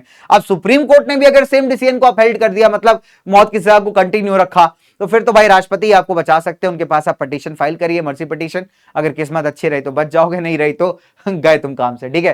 बिकॉज सुप्रीम कोर्ट ने भी अगर दे दिया ना तो फिर बच्चे मतलब मुश्किल हो जाएगा काम, ठीक है। चलो ना, सुप्रीम कोर्ट की एक और बड़ी पावर एंड फंक्शन होती है, उसको हम कहते हैं एडवाइजरी ज्यूरिसडिक्शन। एडवाइजरी का मतलब होता है दोस्तों सलाह देना, ठीक है। अब कई सारे लॉ या कानून के मामले ऐसे होंगे जिसमें हमारे देश के जो इंपॉर्टेंट प्राइम लीडर्स हैं उनको हो सकता है एक एक्सपर्ट एडवाइस की जरूरत हो। जैसे राष्ट्रपति है मान लीजिए, तो राष्ट्रपति को हो सकता है किसी कानून या लॉ के ऊपर जो है एक्सपर्ट एडवाइस चाहिए हो, तो वो यहां पे सुप्रीम कोर्ट को उस बात को रेफर कर सकते हैं। ठीक है, वेरी वेरी सिंपल। तो राष्ट्रपति यहां पे कई बार आप देखोगे कई सारे मामलों को रेफर करते हैं to the supreme court for their advice, right. तो अगर प्रेसिडेंट को लगता है कि जो लॉ है वो एक्सट्रीम पब्लिक इंपॉर्टेंस का है तो सुप्रीम कोर्ट का एडवाइस यहां लिया जा सकता है। बट ऐसी एडवाइस को मानना ना मानना पूरी तरीके से सरकार के ऊपर, सरकार बाउंड नहीं है इस एडवाइस को मानने के लिए। ठीक है, कई बार ऐसा होता है कि संविधान बनने से पहले बहुत सारे ऐसे एग्रीमेंट्स एंड ट्रीटीज थे, अब उसमें कुछ डिस्प्यूट हो गया मान लो, ठीक है, तो अगर आप देखोगे तो ऐसे डिस्प्यूट्स को सॉल्व करने के लिए एडवाइस देने के लिए भी हमारा सुप्रीम कोर्ट बैठा हुआ है। ठीक है, चलिए इसके अलावा रिवाइजरी। अब रिवाइज करने का मतलब क्या होता है दोस्तों, जब तुम पेपर देते हो, स्कूल में एग्जाम देते हो, तो आपने देखा होगा टीचर आपसे कहता है revise your paper, revise your paper. देखा कि नहीं देखा? क्यों कहता है आपसे? बिकॉज आपने कोई क्वेश्चन छोड़ दिया हो, कोई गलती कर दी हो, तो आप उसको ठीक कर सको। ऐसे ही बच्चे हमारे जो सुप्रीम कोर्ट है वो कोर्ट ऑफ रिकॉर्ड है, मतलब वहां पे जितने भी केसेस होते हैं ना वो प्रॉपर्ली डॉक्यूमेंट होते हैं, रिकॉर्डेड होते हैं, और उनको नीचे कोर्ट्स में आप एज एन एविडेंस पेश कर सकते हो। ठीक है, और उस एविडेंस पे कोई क्वेश्चन नहीं उठाता। ठीक है, सो दैट इज वाई जो हमारा रिकॉर्ड होना चाहिए वो एरर फ्री होना चाहिए। इसीलिए सुप्रीम कोर्ट के पास एक तगड़ा फंक्शन ऑफ पावर है जिसको हम कहते हैं रिवाइजरी ज्यूरिसडिक्शन। अब सुप्रीम कोर्ट इसके थ्रू क्या करता है, उस जजमेंट को रिव्यू करता है जिसमें मान लीजिए कोई गलती हो गई हो, सो दैट उस एरर को, उस गलती को यहां पे रिवाइज किया जा सके। इसलिए इंपॉर्टेंट है बिकॉज मैंने आपको क्या बताया कि supreme court is a court of record and इसके डिसीजंस को बाकी कोर्ट्स कई बार रेफर करते हैं व्हाइल गिविंग द जजमेंट्स। तो यहां पे सुप्रीम कोर्ट के अंदर जितना भी मटेरियल है वो सारा का सारा एरर फ्री होना चाहिए, और उसको एरर फ्री बनाने का जो पावर है वही आपका रिवाइजरी ज्यूरिसडिक्शन कहलाता है। ठीक है, कि मान लीजिए किसी केस में कोई गलती हो गई तो उसको दोबारा रिव्यू करके ठीक करना वो सुप्रीम कोर्ट का काम है। ऐसे ही दोस्तों एक जुडिशियल रिव्यू आता है। जुडिशियल रिव्यू पावर बहुत स्ट्रॉन्ग चीज है। मान लीजिए कि सरकार जो है कोई ऐसा लॉ पास करती है जिससे एक समाज तो बेनिफिट कर रहा है लेकिन एट द मैक्सिमम लोग उससे डिसएडवांटेज फेस कर रहे हैं। ठीक है, तो ऐसा लॉ संविधान के बिल्कुल भी स्पिरिट में नहीं हो सकता। और अगर आप देखोगे तो कोर्ट को भी भाई कई बार प्रोटेक्टर माना जाता है ना, कि कॉन्स्टिट्यूशन को प्रोटेक्ट करने वाला। तो मान लीजिए गवर्नमेंट ने, चाहे स्टेट गवर्नमेंट हो, सेंट्रल गवर्नमेंट हो, कोई भी ऐसा कानून पास कर दिया जो कॉन्स्टिट्यूशन को वायलेट कर रहा है ना, और लोगों के हित में नहीं है, लोगों के बेनिफिट में नहीं है, तो ऐसे कानून को जीरो करना, इनवैलिड करने की पावर किसके पास है? That is the supreme court. ठीक है, और इसी पावर को आप कहते हैं जुडिशियल रिव्यू। तो हमारा हाईएस्ट जुडिशियल अथॉरिटी है सुप्रीम कोर्ट।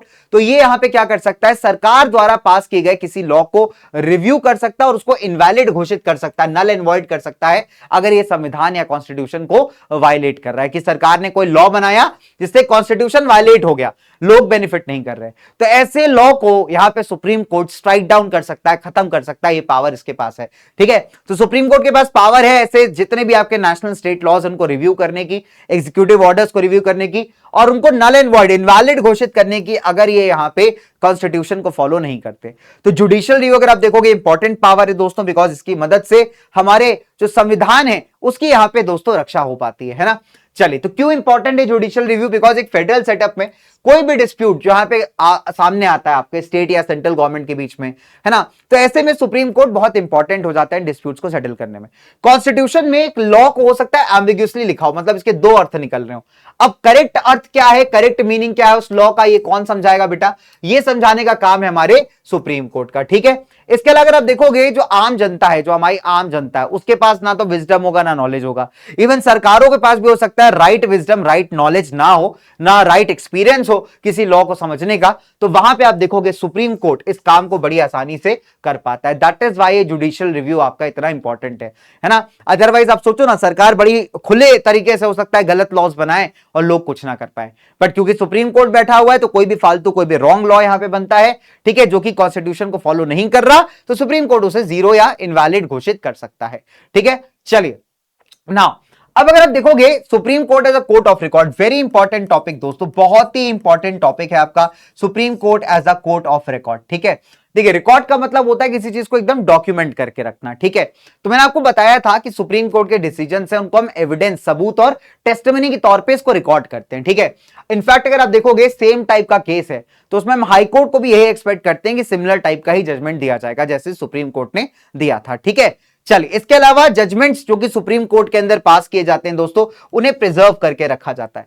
और इन जजमेंट्स को आप एज अ प्रूफ यूज कर सकते हैं, एज एन एविडेंस यूज कर सकते हैं किसी और कोर्ट के अंदर, ठीक है। तो सुप्रीम कोर्ट का जो रिकॉर्डिंग्स है, सुप्रीम कोर्ट के जो केसेस का जजमेंट्स है, वो एज अ सबूत या पेश किया जा सकता है सिमिलर काइंड ऑफ केस में किसी और कोर्ट के अंदर भी, और वो कोर्ट फिर उसको क्वेश्चन नहीं करेगा, ठीक है। ये पावर होता है सुप्रीम कोर्ट का। सो अगर मान लीजिए किसी इंसान को यहां पे कंटेम्प्ट ऑफ कोर्ट में यहां पे अंदर कर दिया गया, मतलब कंटेम्प्ट ऑफ कोर्ट में पकड़ लिया गया, तो सुप्रीम कोर्ट के पास पावर है कि उसे पनिश भी किया जा सकता है, ठीक है। तो मान लीजिए सरकार, अगर फॉर एग्जांपल यहां पे सरकार कह रहा हूं, जो आपका कोर्ट है, मान लीजिए कोई डिसीजन दे रहा है, ठीक है, और एक इंसान है वो उसके डिसीजन को डिसरिस्पेक्ट कर रहा है, मान नहीं रहा, तो उसको हम कहते हैं कंटेम्प्ट ऑफ द कोर्ट करना, ठीक है। तो ऐसे में यहां पे कोर्ट आपको पनिश भी कर सकती है। That is why supreme court को हम लोग कोर्ट ऑफ रिकॉर्ड कहते हैं दोस्तों।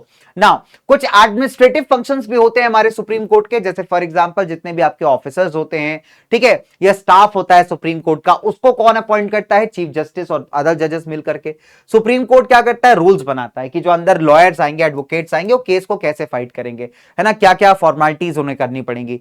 फिर सुप्रीम कोर्ट ने क्या किया है, जो आपका पीआईएल का जो फॉर्मेट है उसे बड़ा सिंपल कर दिया। पीआईएल क्या होता है कि मान लीजिए पब्लिक इंपॉर्टेंस का कोई बहुत बड़ा मुद्दा है, जो कई सारे लोग यहां पे जो है बेटा उसके लिए मान लीजिए लड़ने के लिए खड़े हुए हैं, कि जैसे फॉर एग्जांपल मान लो किसी एग्जाम का पेपर लीक हो गया, ठीक है, और जो कंसर्न अथॉरिटीज हैं वो उसकी जिम्मेदारी नहीं ले रही, अब ये पब्लिक इंपॉर्टेंस का मुद्दा बन गया, तो आप रादर देन लंबे चौड़े प्रोसेस के जाने के थ्रू आप क्या कर सकते हो, सिंपली एक स्टैम्प पेपर पे या एक पोस्ट कार्ड पे भी अपनी प्रॉब्लम को लेकर के, लोगों को सिग्नेचर्स को लेकर के डायरेक्ट फाइल कर सकते हो सुप्रीम कोर्ट के अंदर, ठीक है। तो इसको हम कहते हैं पब्लिक इंटरेस्ट लिटिगेशन दोस्तों। ये एक आसान तरीका है अपनी बात को आगे रखने का। तो सुप्रीम कोर्ट को अगर लगा कि तुम्हारी लिटिगेशन वैलिड है, तो फिर वो उसको एक्सेप्ट करके उस पर सुनवाई कर सकता है दोस्तों, ठीक है। चलिए, इसके अलावा ट्रांसफर ऑफ द जजेस, अगर आप देखेंगे हाई कोर्ट के जज को अगर ट्रांसफर करना है तो चीफ जस्टिस इस चीज को रिकमेंड कर सकता है। हालांकि सरकार के ऊपर ये चीज बाइंडिंग नहीं है, अगर ऐसा रिकमेंडेशन बिना 4 सीनियर जजेस को कंसल्ट किए बिना किया गया, ठीक है। तो चीफ जस्टिस अगर मान लीजिए हाई कोर्ट के किसी जज को ट्रांसफर करना चाहता है, तो उसके लिए पहले उसे लगभग 4 जो सीनियर जजेस हैं उनसे कंसल्टेशन करना पड़ेगा, उसके बाद ही ऐसा ऑर्डर आगे फर्दर पास ऑन किया जा सकता है, ठीक है। चलिए ना, अब अगर मैं बात करूं मोटा मोटा आपके फंक्शंस की, देखिए पावर्स हमने पढ़ ली, ज्यूरिसडिक्शन हमने पढ़ लिया। अब अगर हम फंक्शंस की बात करें इन जनरल क्या क्या फंक्शंस हैं, तो हमने पढ़ा था कि ओरिजिनल ज्यूरिसडिक्शन के अंदर जो है यहाँ पे डिस्प्यूट्स के सेटलमेंट, ये एक फंक्शन है हमारे सुप्रीम कोर्ट का। इसके अलावा हमने क्या देखा था कि जिन केसेस में कॉन्स्टिट्यूशन को इंटरप्रेट करने की बात आती है, फंडामेंटल राइट्स की रक्षा की बात आती है, वो यहां पे सॉल्व करना, वो भी एक फंक्शन है सुप्रीम कोर्ट का। साथ ही साथ जब अपील्स की जाती है, मान लीजिए फॉर एग्जांपल अपील्स की जा रही है सुप्रीम कोर्ट में आकर के, उन्हें डिसाइड करना भी एक फंक्शन है सुप्रीम कोर्ट का।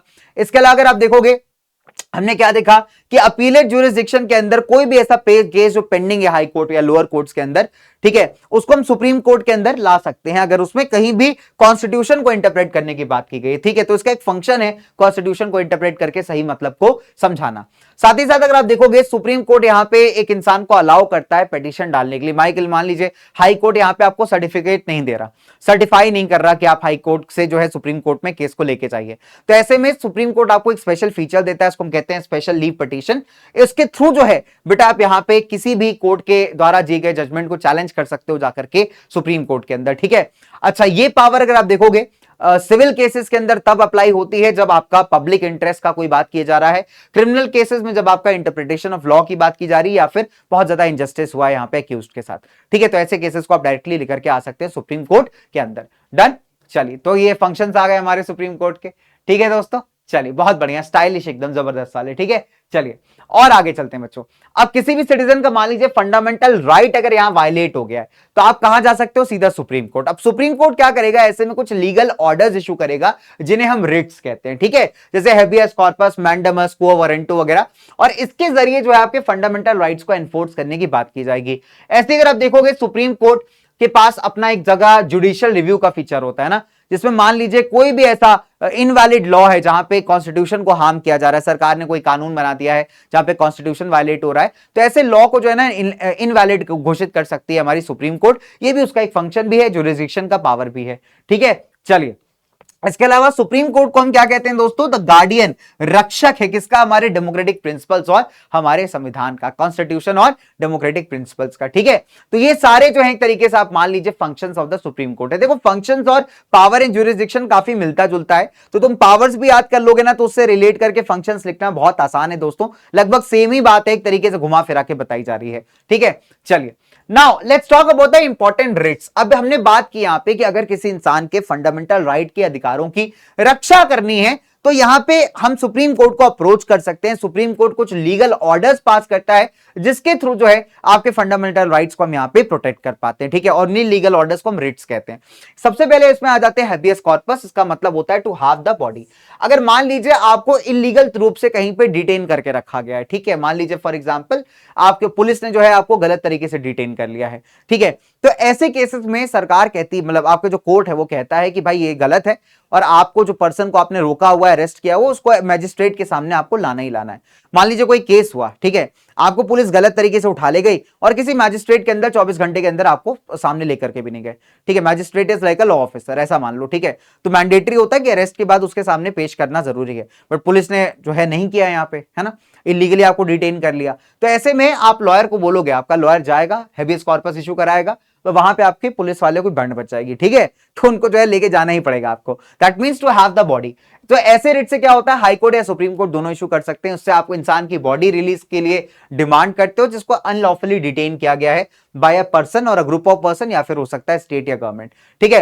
तो ये रिट अगर आप देखोगे इंसान के पर्सनल फ्रीडम को प्रोटेक्ट करने के लिए बहुत इंपॉर्टेंट है। दूसरा रिट आता है मैंडेमस। तो लैटिन भाषा में इसका मतलब होता है वी ऑर्डर।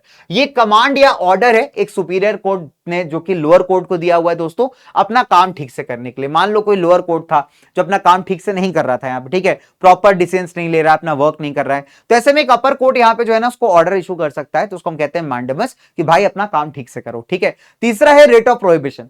प्रोहिबिट करने का मतलब होता है मना कर देना, सीधी बात, ठीक है। ये ऑर्डर तब इशू किया जाता है किसी लोअर कोर्ट को कि जब मान लीजिए किसी केस में लोअर कोर्ट अपने लीगल अथॉरिटी के बियॉन्ड जाकर डिसीजन देने का ट्राई कर रहा हो, ठीक है। मान लीजिए फॉर एग्जांपल किसी लोअर कोर्ट में अदालत में केस चल रहा है, ठीक है, और वहां पे लोअर कोर्ट क्या कर रहा है कि अपनी पावर से ज्यादा जो है बियॉन्ड जाकर के केस में डिसीजन लेने का ट्राई कर रहा है, तो ऐसे में उस केस को बीच में ही रोका जाएगा।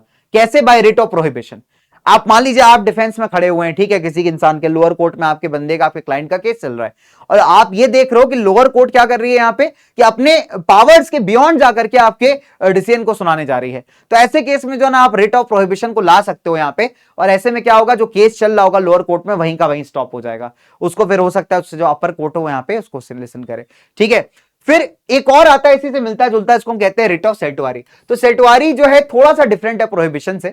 सेटवारी तब इशू किया जाता है बेटा जब आपका केस ऑलरेडी खत्म हो गया, उसका डिसीजन आ गया, ठीक है। जो हायर कोर्ट है यहां पे सिर्फ जानना चाहता है कि इस केस में हुआ क्या, तो ये अपने लोअर कोर्ट को रिट भेजेगा, है ना। और इस रिट में क्या होगा दोस्तों कि आप याद रखिएगा, सेटवारी तब इशू होता है जब आपका कोर्ट केस खत्म हो गया, उसमें जजमेंट आ गई है, डिसीजन आ गया है, उसके बाद अपर कोर्ट को सिर्फ जानना है कि डिसीजन क्या आया, ठीक है। तो वो नॉलेज गेन करने के लिए जो है यहाँ पे रिट ऑफ सेटवारी को इशू किया जाता है। प्रोहिबिशन को चलते केस में करेंगे, सेटवारी को केस खत्म एंड होने की बात करेंगे।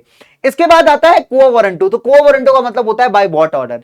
तो यहां पे क्या होता है कि मान लीजिए किसी इंसान ने अनलॉफुल तरीके से अपनी गवर्नमेंट पावर का इस्तेमाल कर रहा हो, मतलब कहने का ये कि अपनी कुर्सी को खाली नहीं कर रहा हो, किसी पोजीशन पे, अच्छी खासी पोजीशन पे मान लीजिए जो है कोई इंसान बैठा हुआ था सरकारी ऑफिस में, अब उसने सरकारी ऑफिस हड़पने का ट्राई किया, उसने उसके हटाने के ऑर्डर्स भी आ गए बट वो छोड़ नहीं रहा ऑफिस को, तो ऐसे में उससे खाली करवाया जा सकता है। कैसे दोस्तों? यहां पे bye issuing the writ that is quo warranto. कि मान लीजिए कोई गलत तरीके से हाई पब्लिक ऑफिस को, एक पोस्ट को पकड़ के बैठा हुआ है, उसको हटाने के ऑर्डर्स आए तो भी वहां से नहीं हट रहा है, वो अनलॉफुली उस ऑफिस को रिटेन कर रहा है, तो ऐसे में उसे हटाने के लिए जो है आप यहां पे क्वो वारंटो इशू करवा सकते हो, ठीक है, कि अनलॉफुली ऑफिस को आप होल्ड नहीं करोगे यहां, राइट। चलिए, तो दोस्त यहां तक थे आपके हमारे प्यारे प्यारे टॉपिक, दैट इज हमारा सुप्रीम कोर्ट, ठीक है। अब मेरे भाई देखो यहां पे जो सबसे इंपॉर्टेंट आपका पूरे चैप्टर में है सुप्रीम कोर्ट वाले में, एक तो आपके रिट्स हो गए, फिर आपका जुडिशियल रिव्यू क्या होता है दोस्तों, क्वालिफिकेशंस क्या होती है, बहुत इंपॉर्टेंट, ओरिजिनल और अपीलेट में डिफरेंस क्या है, ये वो क्वेश्चंस हैं जो आपके बोर्ड्स में काफी बार आपसे पुटअप किए जाते हैं, ठीक है। तो आपको सुप्रीम कोर्ट दे देगा, बोलेगा आइडेंटिफाई करिए क्या है ये चीज, तो आप कहेंगे सर सुप्रीम कोर्ट है, फिर कहेगा बताइए इसके जुडिशियल रिव्यू का मतलब क्या होता है, फिर आपसे कहेगा why it is called as a court of record, फिर आपसे हो सकता है क्वेश्चन और कर दे दे कि ओरिजिनल और अपीलेट के बीच का फर्क बताइए, या आपसे ये बोल दीजिए कि बताइए एक इंसान था जिसको यहां पे अरेस्ट कर लिया गया और उसको मजिस्ट्रेट के सामने पेश नहीं किया गया, ठीक है, तो ऐसे केसेस में कौन से रिट को आप इशू कर सकते हो? तो आपको याद आएगा सर ने हेबियस कॉर्पस बताया था, तो आपको दे दिया कि मान लीजिए this person X was working in certain government office, even after getting the transfer orders the person is not ready to leave the office, identify the writ that can be issued, तो आप बताओगे sir यहां पे को वारंटू issue किया जा सकता है। तो ऐसे करके क्वेश्चंस आपको ना बोर्ड्स में पुटअप किया जा सकता है इस पर्टिकुलर टॉपिक से। This topic is very easy guys, बहुत आसान टॉपिक है, पूरा यूनिट बहुत आसान है, लेकिन आपको थोड़ा ट्रिकी क्वेश्चन यहां पे पूछ सकता है, ठीक है, तो we have to be ready for that. तो इस तरीके से आपको चैप्टर पढ़ना है, ठीक है। चलिए अब दोस्त इसी के कंटिन्यूएशन में चलते हैं हम लोग, थोड़ा सा नीचे हम बात करेंगे हाई कोर्ट्स और सबऑर्डिनेट कोर्ट्स की। तो हाई कोर्ट क्या होता है दोस्तों, है ना, सबऑर्डिनेट कोर्ट क्या होता है आखिरकार।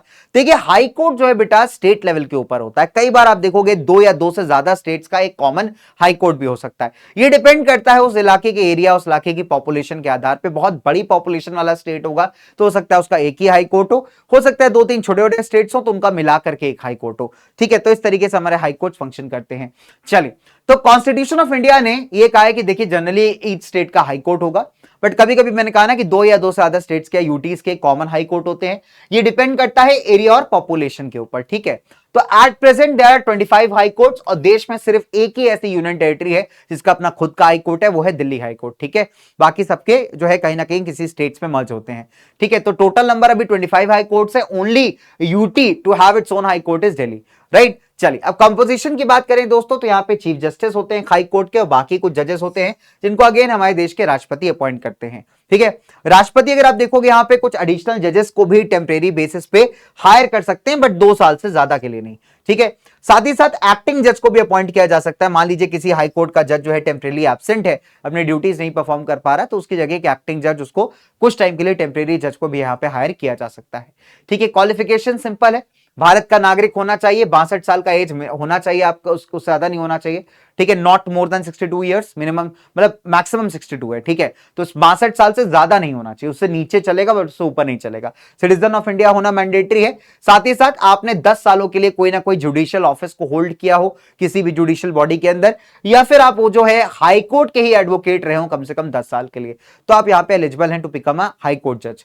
अच्छा अब अगर हम बात करें जो चीफ जस्टिस होता है हाई कोर्ट का, जो वहां का सबसे सीनियर मोस्ट ऑफिसर है, वो यहां अपॉइंट किया जाता है राष्ट्रपति के द्वारा। राष्ट्रपति किससे कंसल्ट करते हैं? सुप्रीम कोर्ट के चीफ जस्टिस से, गवर्नर से स्टेट के, और उसके बाद जो है हाई कोर्ट का चीफ जस्टिस अपॉइंट होता है।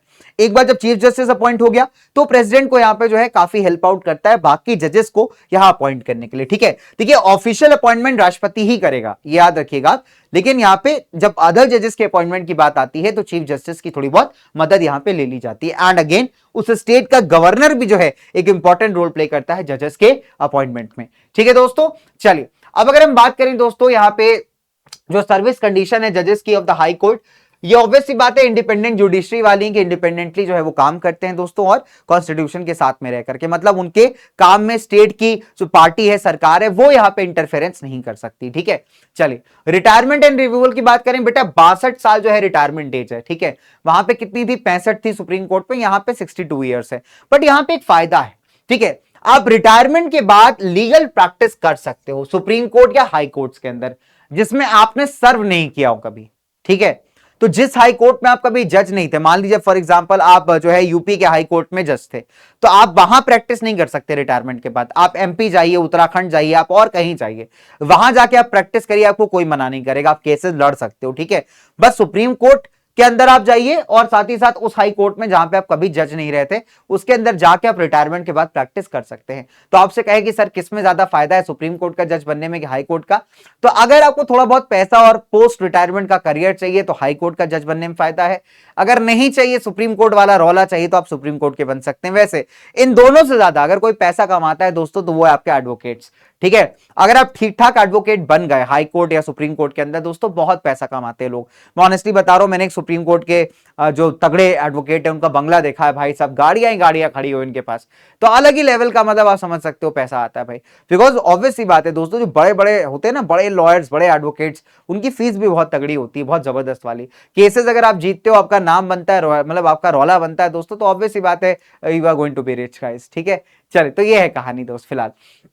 अच्छा ना इसके अलावा जो है हमारे हाई कोर्ट जज यहाँ पे रिजाइन दे सकते हैं, प्रेसिडेंट को अपना रेजिग्नेशन लेटर सर्व कर सकते हैं। साथ ही साथ जुडिशियल इंडिपेंडेंट रहे, that is why high court जज को भी हम रिमूव कैसे करते हैं, again by same impeachment process. ठीक है, यही इंपीचमेंट प्रोसेस होता है।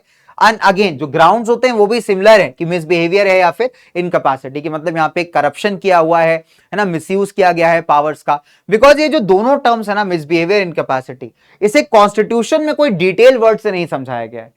ठीक है, तो हम यहां पे एक अनुमान लगाते हैं कि मिसबिहेवियर इनकैपेसिटी का मतलब होता है जब एक इंसान अपना काम ठीक से ना कर पा रहा हो, करप्शन कर रहा हो, मिसयूज कर रहा हो पावर्स का। तो ऐसे एलिगेशंस अगर आप पे लगते हैं और प्रूव हो जाते हैं तो आप बाय इंपीचमेंट हटाए जा सकते हैं। ठीक है, तो पहले तो राष्ट्रपति के साइड से एक ऑर्डर आएगा, फिर एक स्पेशल मेजॉरिटी से रेजोल्यूशन पास करेंगे दोनों हाउसेस, तभी जो है आपको यहां पे प्रूव हटाया जा सकता है। जस्टिस सौमित्र सेन थे कोलकाता हाई कोर्ट के पहले जज जिनके अगेंस्ट ऐसा ट्रायल चालू किया गया था, लेकिन इन्होंने क्या किया, ये भी स्मार्ट निकले। राज्यसभा में स्टार्ट हुआ था इनका इंपीचमेंट प्रोसेस, लेकिन ये क्या किया, ये लोग जो है इससे पहले कि लोकसभा पास करती, इन्होंने रिजाइन दे दिया। और एक बार रिजाइन दे दिया तो ऑब्वियस सी बात है इंपीचमेंट आपका ड्रॉप हो जाएगा। तो ये भी एक तरीका है। सोचो कितना बड़ा लूप होल है कि मान लो मैं पकड़ लिया गया, ठीक है, और मेरे अगेंस्ट इंपीचमेंट चालू हो गया, मान ली लोकसभा में चालू हो गया, बट दोनों हाउसेस को पास करना मैंडेटरी है। तो बाय द टाइम वो राज्यसभा तक जा रहा था, मैंने ऑलरेडी मुझे देखा कि अब बच तो पाऊंगा नहीं, तो मैंने रिजाइन दे दिया। अब दोस्तों रिजाइन देते हो चार्जेस आप पे ड्रॉप हो जाएंगे, बिकॉज आप उस प्रोफाइल पे ही नहीं बैठे हो अभी। हो सकता है कुछ अलग तरीके से आपको फ्रेम किया जा सके, बट उस बेस पे आपको इंपीच नहीं किया जाएगा, बिकॉज ना तो आप जब रहे ही नहीं जज तो आपको इंपीच कैसे करेंगे फिर, है ना। तो स्मार्ट इंसान था भाई, गजब तरीके का। फिलहाल this is a big loophole as well guys. ठीक है, चलिए अब प्रेजेंट यहां पे जजेस को सुप्रीम कोर्ट, जो हाई कोर्ट के जजेस है ना, उन्हें ट्रांसफर भी कर सकता है। कैसे, तो जजेस of the high court can be transferred after consulting the chief justice. ठीक है, तो चीफ जस्टिस ऑफ इंडिया यहां पे रिकमेंडेशन दे सकता है। ठीक है, इसके लिए उसको सबसे पहले जो सुप्रीम कोर्ट के 4 सबसे सीनियर जजेस हैं उनसे यहां पे कंसल्टेशन करना पड़ेगा, उसके बाद ही जो है ये रिकमेंडेशन दे सकता है हाई कोर्ट के जजेस को ट्रांसफर करने की। ठीक है, तो एक बार जब जज को ट्रांसफर किया गया तो उसको यहां पे जितने भी ट्रांसफर अलाउंसेस हैं वो यहां पे मिलते हैं। मतलब आप एक शहर से दूसरे शहर अगर जा रहे हैं तो आपका जितना खर्चा आएगा सरकार आपको देती है दोस्तों, ट्रांसफर अलाउंसेस वगैरह आपको मिलते हैं। ठीक है, सैलरीज की बात करें, सैलरीज इनकी भी वहीं से आती है दोस्तों। मंथली सैलरी जो होती है वो डिसाइड की जाती है बाय द पार्लियामेंट। ठीक है, और दी कहां से जाती है, अगेन अगर आप देखोगे वही कंसोलिडेटेड फंड से, राइट। और साथ ही साथ इनके डिसीजंस के चलते जो है हम इनकी सैलरीज को रिड्यूस नहीं कर सकते, अनटिल अनलेस कोई फाइनेंशियल इमरजेंसी नहीं आती, इनकी सैलरीज जो बताई गई हैं वही इन्हें पे कर जाएंगी, इनको कोई आप रिड्यूस नहीं कर सकते। मान लीजिए कोई नेता या मंत्री यहां पे बदला निकालना चाहे पार्लियामेंट के अंदर बैठ करके, है ना, कि इनकी सैलरीज कम कर दो, उन्होंने मेरे भतीजे को जेल में डाल दिया, तो दैट इज नॉट पॉसिबल। ठीक है, तो आप सिंपल सा लॉजिक है, जब तक देश में फाइनेंशियल इमरजेंसी नहीं आता है ना, और मजबूरी नहीं बन जाती सैलरी कट्स करने की, तब तक यहां पे इनके सैलरी और बेनिफिट्स को कम नहीं किया जा सकता। ठीक है, चलिए नाउ पावर्स की बात करें दोस्तों, तो इनका भी अपना ओरिजिनल ज्यूरिसडिक्शन होता है हाई कोर्ट का, मतलब power of hearing and deciding the cases, जो कि सबसे फर्स्ट इंस्टेंस में हमारे हाई कोर्ट से ही स्टार्ट हुए। जैसे original jurisdiction of supreme court में क्या होता था कि वो केसेस जो डायरेक्टली सुप्रीम कोर्ट से स्टार्ट हुए वो ओरिजिनल ज्यूरिसडिक्शन का पार्ट थे। तो ऐसे हाई कोर्ट में भी सेम चीज है बेटा, कि जो केसेस जो डायरेक्टली हाई कोर्ट से स्टार्ट हुए हैं वो उसके ओरिजिनल ज्यूरिसडिक्शन का पार्ट बन जाते हैं। ठीक है, चलिए जैसे स्टेट के रेवेन्यू और कलेक्शन से रिलेटेड जो मुद्दे हैं डायरेक्टली हाई कोर्ट से स्टार्ट हो सकते हैं, जिसमें डाइवोर्स, प्रॉपर्टी की बंटवारा जिसको हम कहते हैं ना विल, वसीहत, जिसमें आप अपने प्रॉपर्टी एसेट्स का बंटवारा करते हो, ऐसे कोई cases, divorce related, marriage related, company loss या कोर्ट की बेइज्जती करने से रिलेटेड कोई केस, ये डायरेक्टली ओरिजिनल ज्यूरिसडिक्शन का पार्ट है ना। हाई कोर्ट जो है ये भी इंटरप्रेट कर सकता है कॉन्स्टिट्यूशन को, अगर आप देखोगे तो यहां पे सुप्रीम कोर्ट की तरह अगर आप देखोगे ये भी उन केसेस को हेयर कर सकता है जहां पे फंडामेंटल राइट्स को वायलेट किया गया है। ओरिजिनल ज्यूरिसडिक्शन के अंदर बच्चों हाई कोर्ट यहां पे वो केसेस के साथ डील करता है जिसमें इलेक्शन पिटीशंस को चैलेंज किया गया है ना। यहां पे मान लीजिए कोई ऐसा पिटीशन डाला गया जहां पे इलेक्शन ऑफ द मेंबर्स की, पार्लियामेंट के जो मेंबर्स थे उनके इलेक्शन के रिगार्डिंग यहां पे कोई लेट्स से क्या कहते हैं यहां पे कोई प्रॉब्लम आ जाती है। ठीक है, तो ऐसे केसेस को भी आप जो है हाई कोर्ट में अपील कर सकते हो। सिंपल सा लॉजिक, इसको ऐसे समझो कि मान लीजिए जो हमारे एमएलएज होते हैं, जो लेजिस्लेटिव असेंबली के मेंबर्स होते हैं या जो पार्लियामेंट में अपॉइंट होते हैं दोस्तों, इनके इलेक्शन को लेकर के मान लीजिए कोई पिटीशन डाल दी गई है ना, कि मतलब चैलेंज किया गया कि गलत तरीके से इनको अपॉइंट किया गया है, तो ऐसे केसेस को भी आपका हाई कोर्ट हियर कर सकता है। ठीक है, चलिए अपीलेट की बात करें तो ऑब्वियस सी बात है जो डिस्ट्रिक्ट कोर्ट्स हैं सिविल और क्रिमिनल के अंदर मैटर, अगर हम बात करें जो लोअर लेवल कोर्ट्स हैं, ठीक है, लोअर कोर्ट्स हैं, उनका कोई मसला है, मान लीजिए चाहे सिविल मैटर हो चाहे क्रिमिनल मैटर हो, उसको आप यहां हाई कोर्ट तक लेकर के आ सकते हैं। सिर्फ उन सिविल केसेस को डिस्ट्रिक्ट यहां पे लाया जाता है टू द हाई कोर्ट जिनके अंदर आप देखोगे डिस्ट्रिक्ट कोर्ट्स ओनली दो civil cases which are decided by the district courts under the jurisdiction of district court can be brought before high court for an appeal। तो इसका मतलब बहुत simple है कि मान लीजिए डिस्ट्रिक्ट कोर्ट ने अपने जुरिस्डिक्शन के दायरे में रह करके कोई केस यहाँ पे अपील सुनाया है, फैसला सुनाया है, और आप उससे सेटिस्फाइड नहीं हो, तो ऐसे केसेस को आप अपील कर सकते हो हाई कोर्ट के अंदर। ठीक है, सिविल केसेस के अंदर दोस्तों सिर्फ वो केसेस जहां पे लैंड रेवेन्यू की बात आ जाती है, सीरियस इनजस्टिस हुआ है किसी के साथ, है ना, किसी छोटे कोर्ट ने यहाँ पे सीरियस इनजस्टिस कर दिया है, तो उसको आप डायरेक्टली हाई कोर्ट के साथ ला सकते हो। क्रिमिनल केसेस की अगर हम बात करें जहां पे अपीलेट ज्यूरिसडिक्शन इन्वॉल्व होता है, नंबर 1, ऑल द अपील्स यहां पे हाई कोर्ट में against the judgment of a session जज। ठीक है, जब sentence of imprisonment exceed 7 years, मान लीजिए लोअर कोर्ट के अंदर जो हमारे क्रिमिनल केसेस देखता है उसको हम सेशंस का जज कहते हैं। ठीक है, तो सेशन जज ने मान लीजिए 7 साल से ज्यादा की सजा सुना दी, तो ऐसे केसेस में आप डायरेक्टली अपील कर सकते हैं क्रिमिनल केस को हाई कोर्ट के अंदर। ठीक है, चलिए, या फिर मान लीजिए कि फॉर एग्जांपल जो असिस्टेंट सेशन जज की अदालत थी, है ना, या फिर बाकी आपके जो जुडिशियल मजिस्ट्रेट्स की अदालत थी, वहां पे किसी क्रिमिनल केस के अंदर जो है आपको 4 साल से ऊपर की सजा सुना दी जाती है, तो यहाँ पे जुरिस्डिक्शन एक्सीड हो गया, तो ऐसे केसेस को भी आप यहाँ पे अपील कर सकते हो इन द हाई कोर्ट। ठीक है, इसके अलावा अगर आप देखोगे कि स्टेट के अगेंस्ट भी आप हाई कोर्ट में अपील कर सकते हो, जब लेट्स से कि किसी सेशन जज ने यहाँ पे बाइज्जत बरी करने का यहाँ पे ऑर्डर दे दिया है, हो सकता है एक्यूज्ड यहाँ पे थोड़ा धोखाधड़ी करके छूट गया हो, तो ऐसे केसेस को दोस्तों यहाँ पे जो है आप अपील कर सकते हैं in the high court, right. In fact अगर आप देखोगे लोअर कोर्ट ने अगर फांसी की सजा सुनाई है तो बिना हाई कोर्ट के कंफर्म किए सजा आगे नहीं जाएगी। तो लोअर कोर्ट मान लीजिए किसी केस में फांसी की सजा सुना देता है तो पहले हाई कोर्ट उसको कंफर्म करेगा, तभी आप इसको आगे लेकर के जा सकते हो। ठीक है, so this is very very important. अब अगर मैं बात करूं एडवाइजरी ज्यूरिसडिक्शन की, तो स्टेट गवर्नमेंट भी क्या कर सकती है, हाई कोर्ट से लीगल एडवाइस ले सकती है। अगर मान लीजिए कोई ऐसा मैटर ऑफ लॉ आ जाता है, संविधान से जुड़ा कोई मुद्दा आ जाता है, तो ऐसे में यहां पे हम लोग एडवाइस ले सकते हैं हाई कोर्ट की, जैसे प्रेसिडेंट एडवाइस लेते थे सुप्रीम कोर्ट की। ठीक है, बट अगेन ये एडवाइस क्या है, बाइंडिंग नहीं है, मैंडेटरी नहीं है सरकार के ऊपर। फिर रिवाइजरी की बात करें दोस्तों, हाई कोर्ट जो है यहां पे एक रिकॉर्ड मांग सकता है उस केस का जिसको मान लीजिए किसी सबऑर्डिनेट कोर्ट ने डिसाइड किया हो। यह तब होता है जब हाई कोर्ट को यह लगता है कि सबऑर्डिनेट कोर्ट ने क्या किया है, अपने ज्यूरिसडिक्शन को एक्सीड कर दिया। तो मान लीजिए लोअर कोर्ट ने क्या किया, अपने ज्यूरिसडिक्शन, अपनी पावर के बियॉन्ड जाकर के डिसीजन ले लिया और हाई कोर्ट इस बात से कंफर्म्ड है, तो ऐसे में हाई कोर्ट क्या कर सकता है दोस्तों, यहां पे रिकॉर्ड मांग सकता है उस पर्टिकुलर केस का। हाई कोर्ट यहां पे रिव्यू कर सकता है डिसीजंस को जो कि लोअर कोर्ट्स ने पास किए हुए हैं, है ना, और इसी को हम कहते हैं रिवाइजरी ज्यूरिसडिक्शन। ठीक है, यहां पे मान लीजिए लोअर कोर्ट ने कुछ गड़बड़ पास कर दिया, तो हाई कोर्ट उसको मंगा करके अपने पास उसको रिव्यू कर सकता है, रिवाइज कर सकता है, ये बन जाता है इसका रिवाइजरी ज्यूरिसडिक्शन। ठीक है, और ये ज्यूरिसडिक्शन एप्लीकेबल होता है उन केसेस में जहां पे इनजस्टिस किया गया है अक्यूज्ड के साथ। ठीक है, नेचुरल जस्टिस के प्रिंसिपल्स को फॉलो नहीं किया गया है यहाँ पे। ठीक है, एंड एक तगड़ा एरर हुआ है दोस्तों यहाँ पे without while delivering the justice, न्याय देते समय बहुत बड़ी मिस्टेक हो गई है अक्यूज्ड के साथ जिसपे इल्जाम लगा हुआ है, सीरियस इनजस्टिस कर दिया गया है, नेचुरल जस्टिस के प्रिंसिपल्स को फॉलो नहीं किया गया है। ऐसे सभी केसेस में हाई कोर्ट जो है लोअर कोर्ट की अदालत से जो है अपने पास केस मंगा के उसको रिवाइज कर सकता है दोस्तों।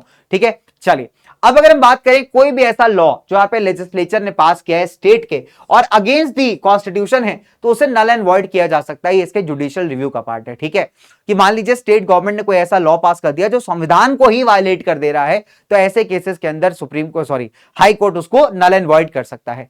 हाई कोर्ट भी अगर आप देखोगे कोर्ट ऑफ द रिकॉर्ड माना जाता है। क्यों दोस्तों, बिकॉज इसके डिसीजंस जो यहाँ पे दिए जाते हैं उन्हें हम प्रिजर्व करके रखते हैं, फ्यूचर केसेस के लिए उनको हम रेफरेंस लेते हैं। ठीक है, लोअर कोर्ट्स भी उससे रेफरेंस लेके अपने डिसीजन सुना सकता है। साथ ही साथ हाई कोर्ट के पास भी पावर है कि कंटेम्प्ट ऑफ कोर्ट के लिए किसी इंसान को वो पनिश कर सकता है। ठीक है, कोर्ट की तौहीन करने के लिए, बेइज्जती करने के लिए। अदर फंक्शंस यहाँ पे लोअर कोर्ट्स के ट्रिब्यूनल्स के फंक्शंस को सुपरवाइज करना जो उसके अथॉरिटी में आते हैं, डिस्ट्रिक्ट जजेस का अपॉइंटमेंट, है ना, और अगर आप देखोगे साथ ही साथ जो गवर्नर्स के साथ मिलकर के प्रमोशंस होते हैं उनके, है ना, वो भी अगर आप देखोगे हाई कोर्ट से मैनेज करता है। फिर जजेस ऑफ द हाई कोर्ट और जो स्टेट पब्लिक सर्विस कमीशन होते हैं, है ना, उनको यहां पे कंसल्ट किया जाता है by the governor before appointing any person. अगर मान लीजिए किसी पर्सन को जुडिशियल सर्विसेज में अपॉइंट करना है तो उसके लिए गवर्नर क्या करता है, जो हमारे स्टेट के जो हाई कोर्ट के जजेस होते हैं उनसे यहाँ पे रिकमेंडेशन लेता है, साथ ही साथ जो स्टेट पब्लिक सर्विस कमीशन होती है उनके मेंबर्स से भी। ठीक है, तो ये क्या हो जाता है, हमारे अदर फंक्शंस हो जाते हैं बच्चों ऑफ द हमारे हाई कोर्ट। इंडिपेंडेंस की बात की जाए तो हमने पढ़ ही लिया है कि सैलरीज एंड बेनिफिट्स को आप रिमूव नहीं कर सकते, इनके जो डिसीजंस हैं उसको आप पार्लियामेंट में, स्टेट लेजिस्लेचर के अंदर डिस्कस नहीं कर सकते। हाई कोर्ट एक इंसान को कंटेम्प्ट ऑफ द कोर्ट के लिए यानी उसकी बात को ना मानने के लिए पनिश भी कर सकता है, तो यही इन सब चीजों को इंडिपेंडेंट बनाता है। ठीक है, चलिए now let's quickly come to the last कह सकते हैं लेवल हमारे जुडिशरी का, that is called subordinate courts.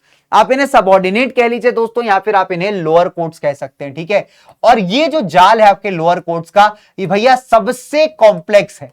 ठीक है, बिकॉज हाई कोर्ट तो इजी टू अंडरस्टैंड है, supreme court easy to understand है, बट हमारे डिस्ट्रिक्ट लेवल पे अगर आप देखोगे उससे छोटे लेवल पे मल्टीपल प्रकार के कोर्ट्स होते हैं। सिविल केसेस का अलग होता है, क्रिमिनल का अलग होता है, पैसे कौड़ी से रिलेटेड रेवेन्यू कोर्ट्स अलग होते हैं, ठीक है। तो अगर मैं बात करूं, देखिए बहुत सारे सबऑर्डिनेट कोर्ट्स हमारे देश के अंदर, जो ऑर्गेनाइजेशन एंड स्ट्रक्चर है सबऑर्डिनेट कोर्ट्स का वो एक जैसा है पूरे देश में, ठीक है। हर स्टेट आप देखोगे बहुत सारे डिस्ट्रिक्ट्स में डिवाइड होता है, और हर डिस्ट्रिक्ट में देखिए एक डिस्ट्रिक्ट कोर्ट होता ही होता है, जो उस पूरे डिस्ट्रिक्ट को प्रिसाइड मतलब मैनेज करता है एक तरीके से उसके जुडिशियल प्रॉब्लम्स को, एंड इसे लीड करता है एक दोस्तों एक डिस्ट्रिक्ट जज, ठीक है। तो यहां पे सिविल केसेस के कोर्ट्स होते हैं, क्रिमिनल केसेस के होते हैं, और साथ ही साथ रेवेन्यू रिलेटेड कोर्ट्स भी होते हैं हर एक डिस्ट्रिक्ट के अंदर। So let's talk about the court of the district जज। तो डिस्ट्रिक्ट कोर्ट आप ये मान लीजिए किसी भी जिले का हाईएस्ट कोर्ट माना जाता है, एंड दोनों प्रकार के केसेस को डिसाइड करता है, सिविल भी और क्रिमिनल भी। तो जो जज यहां पे सिविल केसेस डिसाइड करेगा उसे डिस्ट्रिक्ट जज कहा जाएगा, और जो जज यहां पे क्रिमिनल केसेस को डिसाइड करेगा उसे सेशन जज कहा जाएगा। तो ये डिफरेंस याद रखिएगा, ठीक है। तो जो इंसान सिविल केसेस को डिसाइड कर रहा है बेटा वो डिस्ट्रिक्ट जज कहला रहा है, जो क्रिमिनल केसेस को डिसाइड कर रहा है सेशन जज कहला रहा है। अपील्स की जा सकती है इनके डिसीजंस के अगेंस्ट, मान लीजिए डिस्ट्रिक्ट जज ने कोई डिसीजन लिया, ठीक है, तो इसके अगेंस्ट आप अपील कर सकते हो हाई कोर्ट के अंदर, बट आप याद रखिएगा कि ऐसा केस होना चाहिए जिसमें 5,000 से ज्यादा की वैल्यू ना इन्वॉल्व हो। तो हम लोग एक मॉनेटरी वैल्यू को भी यहां पे ध्यान में लेके चलते हैं, ठीक है। चलिए now a person desiring to become a district जज, उसको एक एडवोकेट होना चाहिए फॉर एटलीस्ट 7 साल दोस्तों, किसी भी जुडिशियल सर्विस के अंदर या स्टेट पब्लिक सर्विस कमीशन के अंदर कोई लॉ का रोल प्ले होना चाहिए, तभी आप जो है यहाँ पे एलिजिबल बन सकते हो डिस्ट्रिक्ट जज के लिए, ठीक है। कभी कभी जो है ना डिस्ट्रिक्ट जज को एडिशनल चार्ज दिए जाते हैं, किसके, डिप्टी कमिश्नर और डिस्ट्रिक्ट कलेक्टर के। तो जब इसके पास ये चार्ज होगा तब यहाँ पे लॉ एंड ऑर्डर को मेंटेन करना और यहाँ पे रेवेन्यू को कलेक्ट करने की जिम्मेदारी भी इसी की हो जाएगी, ठीक है। तो ये एडिशनल काम हो गया आप मान लीजिए डिस्ट्रिक्ट जज का। फिर कोर्ट ऑफ द सिविल जज दोस्तों, जो कोर्ट होता है सिविल जज का, वो क्या करता है, ऐसे केसेस को हियर करता है जहां पे मॉनेटरी वैल्यू कितनी है 2,000 से लेके 5,000 तक की। तो कोई भी ऐसा मामला है 2,000 से लेके 5,000 तक की मॉनेटरी वैल्यू का कोई केस आ रहा है, कोई मामला इन्वॉल्व है, तो उसे यहां पे कोर्ट ऑफ द सिविल जज में आप लेके जा सकते हो, ठीक है। आप अपील कर सकते हो, है ना, इस डिसीजन के जो यहां पे इस कोर्ट में लिए गए हैं बिफोर अ डिस्ट्रिक्ट जज। तो कोर्ट ऑफ द सिविल जज में मान लीजिए कोई डिसीजन लिया गया है दोस्तों, तो उसको आप यहां पे अपील कर सकते हैं किसके अंदर, डिस्ट्रिक्ट कोर्ट के जज में। फिर आपको मुंसिफ अदालत आता है, मुंसिफ अदालत डील करता है उन सिविल केसेस के साथ जहां पे 2,000 से कम रुपए का कोई मामला इन्वॉल्व हो, ठीक है। इसके अगेंस्ट भी आप अपील कर सकते हो, कहां पे, कोर्ट ऑफ द सिविल जज के अंदर। तो ये ऊपर ऊपर आप जाते जाओगे, ठीक है। कोर्ट ऑफ द सिविल जज का मामला था, आपको अपील करनी है, आप डिस्ट्रिक्ट जज के पास जाइए। मुंसिफ अदालत का केस था, मुंसिफ अदालत में इंसाफ नहीं मिला आपको, आप कोर्ट ऑफ सिविल जज के पास जाइए। इधर इससे भी छोटे कोर्ट्स आते हैं, स्मॉल कोर्ट्स को कौन हेड करता है, जूनियर मैजिस्ट्रेट्स, ठीक है। इन केसेस में डील कब किया जाता है, जब आपका जो मनी अमाउंट इन्वॉल्व है बहुत कम है, ठीक है। मतलब आप मान लीजिए कि बहुत कम खर्चे वाला केस है, बहुत ही, ये स्टेट टू स्टेट वेरी करेगा, ठीक है। इनके डिसीजंस के अगेंस्ट आप अपील नहीं कर सकते। ऐसे केसेस जिसका वैल्यू लगभग मान लीजिए यहां पे कोई भी मॉनेटरी वैल्यू जो है कई 1,000 रुपए के आसपास का है, तो उसको स्मॉल कोर्ट्स में आप हेयर कर सकते हैं, ठीक है। और जहां 10,000 तक की वैल्यू की बात आ जाती है, फिर आप जो है मुंबई में मतलब आप स्मॉल कोर्ट्स के अंदर जा सकते हैं। मतलब कुल मिला के बात में अगर आपको समझाऊं तो स्मॉल कोर्ट्स में कितने अमाउंट तक के केसेस को हियर किया जाएगा, ये state to state, city to city vary करता है। जैसे अगर हम दिल्ली की बात करें तो दिल्ली के अंदर जो छोटी अदालतें हैं वहां पे 1,000 रुपए तक का कोई मामला था, ठीक है, उसको लेकर के आप जा सकते हो। मुंबई में यही वैल्यू बढ़ के 10,000 तक हो सकती है। तो ये स्टेट टू स्टेट वेरी करता है दोस्तों, सिटी थोड़ी वेरी करता है जब हम स्मॉल कोर्ट्स की बात करते हैं। देखो पैसे का मामला का मतलब होता है, पैसा जो हम लोग यहाँ पे बात कर रहे हैं ना, मतलब देखो कोई भी केस होगा, कुछ भी किया जाएगा ना, तो उसका एक मॉनेटरी वैल्यू होता है ना, उस पूरे प्रोसेस का। तो उसके बेसिस पे हम यहाँ पे डिसाइड कर रहे हैं कि कौन से लोअर कोर्ट में यहाँ पे जाने वाला है, ठीक है। चलिए अब थोड़ा सा बाल को थोड़ा और सेट कर लेते हैं भाई, नहीं तो हमारा बाल का केस जो है हमको करना पड़ जाएगा किसी ना किसी अदालत के अंदर, ठीक है। चलिए अब अगर मैं बात करूं डिस्ट्रिक्ट जज और भैया एडिशनल डिस्ट्रिक्ट जज की, तो इसे कौन अपॉइंट करता है, हमारे स्टेट की governor, after consulting from high court जजेस। बाकी जितने भी जजेस होते हैं उनको कॉम्पिटिटिव एग्जाम्स के थ्रू हम यहां पे अपॉइंट करते हैं। देखिए जो स्टेट पब्लिक कमीशन होता है ना, सर्विस कमीशन आपका, वो कई सारे आप देखोगे ना एग्जाम करवाता है जुडिशियल ऑफिसर्स के। तो जो आपके लोअर जुडिशियल ऑफिसर्स होते हैं ना, वो इन्हीं एग्जाम्स के थ्रू आते हैं। जैसे आपका यूपीएससी होता है ना सिविल सर्विसेज के लिए, वैसे ये लीगल सर्विसेज के लिए कुछ पेपर्स हमारी स्टेट सर्विस कमीशन मतलब करवाती है। तो उससे जो हमारे छोटे छोटे अदालतों के जो जुडिशियल ऑफिसर्स होते हैं ना, उन्हें अपॉइंट किया जाता है, ठीक है। तो ये याद रखिएगा ना। अब अगर आप देखोगे, अगर हम बात करें फंक्शंस की, तो डिस्ट्रिक्ट जजेस यहां पे ना एडमिनिस्ट्रेटिव कंट्रोल करता है कंप्लीट कोर्ट्स के ऊपर डिस्ट्रिक्ट में। जितने भी रेवेन्यू रिलेटेड मामले हैं वो रेवेन्यू कोर्ट्स यहां पे लिसन करते हैं। साथ ही साथ अपील्स आप कर ही सकते हो, ऊपर अदालत में हमने पढ़ा ही था अपीलेट ज्यूरिसडिक्शन के बारे में, ठीक है। अगर जैसे फॉर एग्जांपल मनसिब अदालत को आप ऊपर, अगर कोई केस है मनसिब अदालत का, उसको आप अपील कर सकते हो डिस्ट्रिक्ट कोर्ट में। सिमिलरली मान लीजिए डिस्ट्रिक्ट कोर्ट अगर कुछ नहीं सुनवाई कर रहा आपकी, तो उसकी अपील आप कर सकते हैं हाई कोर्ट के अंदर, ठीक है। तो ये नीचे से ऊपर जाता रहता है। अब अगर मैं क्रिमिनल कोर्ट्स की बात करूं दोस्तों, क्रिमिनल कोर्ट्स ऑब्वियस सी बात है मर्डर, रॉबरी, थेफ्ट, इस तरीके के क्राइम से रिलेट करते हैं, ठीक है। क्रिमिनल कोर्ट्स जो आते हैं आपके, इनको हम कई सारे पार्ट्स में बांट सकते हैं। नंबर 1 सेशन कोर्ट, ये हाईएस्ट क्रिमिनल कोर्ट होता है डिस्ट्रिक्ट के अंदर, ठीक है, जिसमें एक डिस्ट्रिक्ट जज या जिसको आप सेशन जज कहते हो, वो यहां पे इस पर्टिकुलर कोर्ट को यहां पे क्या करता है बच्चे, लीड करता है। तो हमने क्या देखा, क्रिमिनल केसेस जहां पे डिसाइड होते हैं क्रिमिनल कोर्ट कहलाते हैं बेटा। वो क्रिमिनल कोर्ट के भी कई सारे टाइप्स हैं। डिस्ट्रिक्ट के अंदर जो हाईएस्ट क्रिमिनल कोर्ट है सेशंस की अदालत कहलाती है, सेशंस कोर्ट कहलाती है। इसको प्रिसाइड करता है दोस्तों एक सेशंस जज, ठीक है। चलिए अब सीरियस ऑफेंसेस यहां पे लाए जाते हैं। फिर court of judicial magistrate, chief judicial magistrate, ठीक है। तो ये जो लेस सीरियस ऑफेंसेस होते हैं ना आपके, और यहां पे इसको हम सॉल्व करते हैं। देखो बहुत सिंपल सी बात है, ये वाला जो अदालत है ये लाइफ या डेथ सेंटेंस नहीं दे सकता, इसके पास पावर ही नहीं है, ठीक है। ये पावर आपके सेशंस कोर्ट के पास आती है, ठीक है। तो अगर हम बात करें मौत की सजा सुनाने का, तो चीफ जुडिशियल मजिस्ट्रेट का जो अदालत है ये सजा आपकी नहीं सुना सकता। इसके अलावा court of first class magistrate आ जाता है। और लेस सीरियस केसेस, तो यहां पे आपका पनिशमेंट 3 साल तक की जेल या फिर 5,000 तक का फाइन। तो ये जो आपका पावर है किसके पास है देने का, फर्स्ट क्लास मजिस्ट्रेट कोर्ट के। इससे नीचे वालों को हम कहते हैं सेकंड क्लास मजिस्ट्रेट, ठीक है। तो यहां पे जो है ना एक इंसान को कितना तक जेल में डाला जा सकता है, दैट इज फॉर 2 इयर्स या फिर लगभग 1,000 रुपए तक का फाइन लगाया जा सकता है। तो ये मैक्सिमम पनिशमेंट है इसका जो अवॉर्ड कर सकता है। थर्ड क्लास मजिस्ट्रेट का पावर और कम हो जाता है दोस्तों।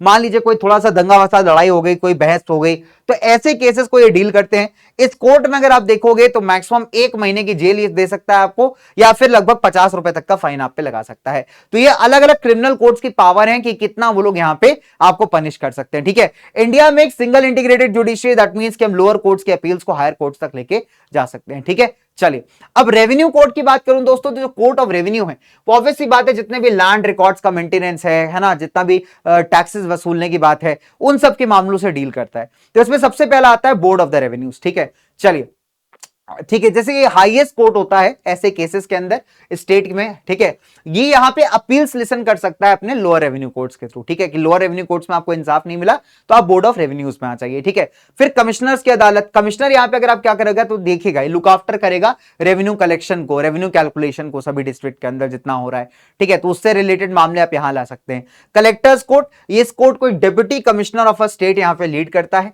ये रेवेन्यू डिपार्टमेंट को मदद करता है कैलकुलेशन करने में और रेवेन्यू को इकट्ठा करने में, ठीक है। तो यहां पे इससे रिलेटेड कोई मुद्दा है तो आप कलेक्टर्स कोर्ट में आ सकते हैं। तहसीलदार की अदालत में क्या होता है दोस्तों, जितने भी रेवेन्यू कलेक्शन हुआ है उससे रिलेटेड मामले डिस्कस हो सकते हैं। और जो नायब तहसीलदार इससे नीचे होता है, सबसे लोएस्ट कोर्ट माना जाता है, ये ऐसे केसेस को हेयर करता है जहां पे जो प्रॉपर्टी टैक्स लिए गए हैं फार्मर से, ठीक है, या फिर कुछ और लैंड रेवेन्यूज की बात की गई है, उनके रिगार्डिंग जो केसेस हैं वो आप नायब तहसीलदार की अदालत में ला सकते हो, ठीक है। सो रेवेन्यू कोर्ट के मामले में सबसे टॉप मोस्ट कोर्ट होता है बोर्ड ऑफ रेवेन्यूज, और सबसे लोएस्ट होता है बेटा यहाँ पे नायब तहसीलदार की अदालत, ठीक है।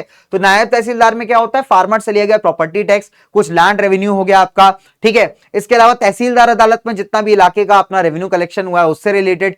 कलेक्टर की कोर्ट में अगर आप चले जाएंगे तो यहाँ पे जो डिप्टी कमिश्नर है वो इसको लीड करता है। यहां पे भी अगर आप देखोगे लैंड असेसमेंट और रेवेन्यू से रिलेटेड बात की जाती है। कमिश्नर की अदालत में अगर आप देखोगे अगेन सेम चीजों पे हम लोग यहाँ पे बात करें, जितने भी आपके डिस्ट्रिक्ट्स हैं उनके, है ना, जितने भी आपके डिस्ट्रिक्ट्स हैं उनसे जितना भी टोटल कलेक्शन आया उसको हम यहाँ पे देखेंगे। और जो सबसे टॉप मोस्ट है आपका वो है आपका बोर्ड ऑफ रेवेन्यूज। तो यहां पे आप अपील कर सकते हो अगर यहां पे आपको जस्टिस नहीं मिलती तो, ठीक है। Is that clear? तो ये हो गए बेटा हमारे रेवेन्यू कोर्ट्स। अब हमारे इस पूरे चैप्टर का सबऑर्डिनेट कोर्ट्स का सबसे इंपॉर्टेंट टॉपिक आता है जिसको हम कहते हैं लोक अदालत, जिससे आपको यहां पे क्वेश्चन देखने को मिलता ही मिलता है। 100% आपको पेपर में इस टॉपिक से क्वेश्चन मिलेगा ही मिलेगा, दैट इज लोक अदालत।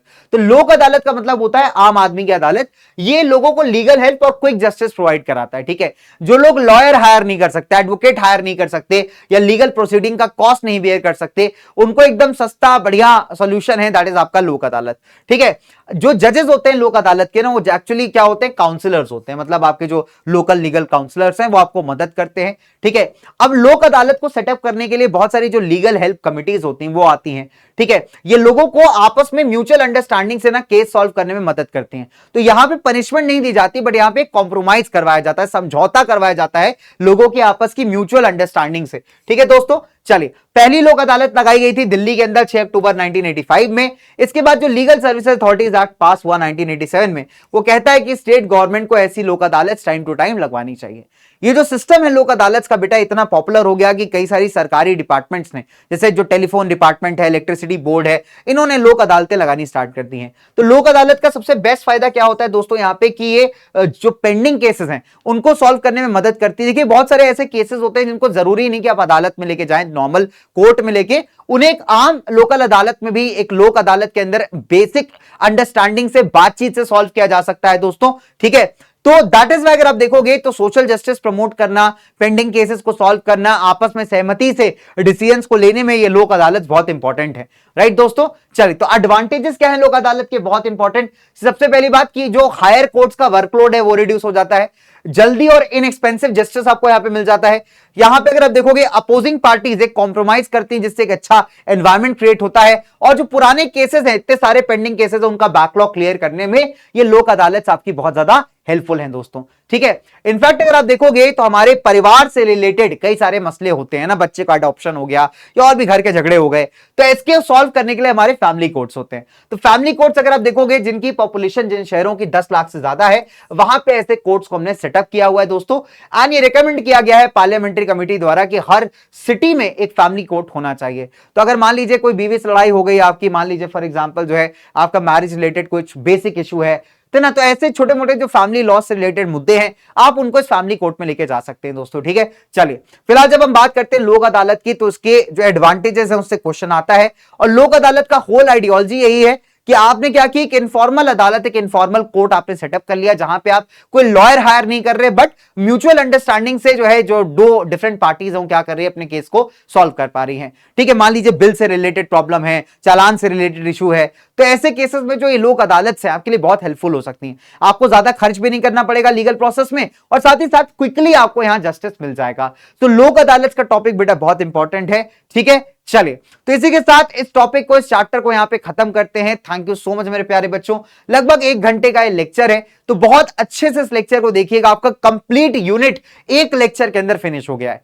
तो और हाँ, अगर मन हो इस लेक्चर को और तोड़ के और डिटेल में जानने का और डिटेल में पढ़ने का, तो हमारे विक्ट्री बैचेस हैं आपके लिए, जहां पे हम लोग करते हैं बहुत सारी प्यारी प्यारी पढ़ाई, ठीक है। तो आप वहां पे भी आ सकते हो, वहां पे भी बच्चों आप हमको ज्वाइन कर सकते हो, ठीक है। बाकी इस टॉपिक के नोट्स आपको मिल जाएंगे आपके डिस्क्रिप्शन में, लिंक दिया हुआ है पीडब्ल्यू ऐप का, तो आप डाउनलोड करिए। मैं मिलूंगा आपसे बेटा अगले क्लास में, अगले लेक्चर में। तब तक के लिए हंसते रहिए, मुस्कुराते रहिए, खुश रहिए, करते रहिए पढ़ाई with your very own platform ICSE वाला, और आपके अपने टीरेक्स सर यानी कुणाल सर के साथ। Bye guys, take care and love you, bye, Tata.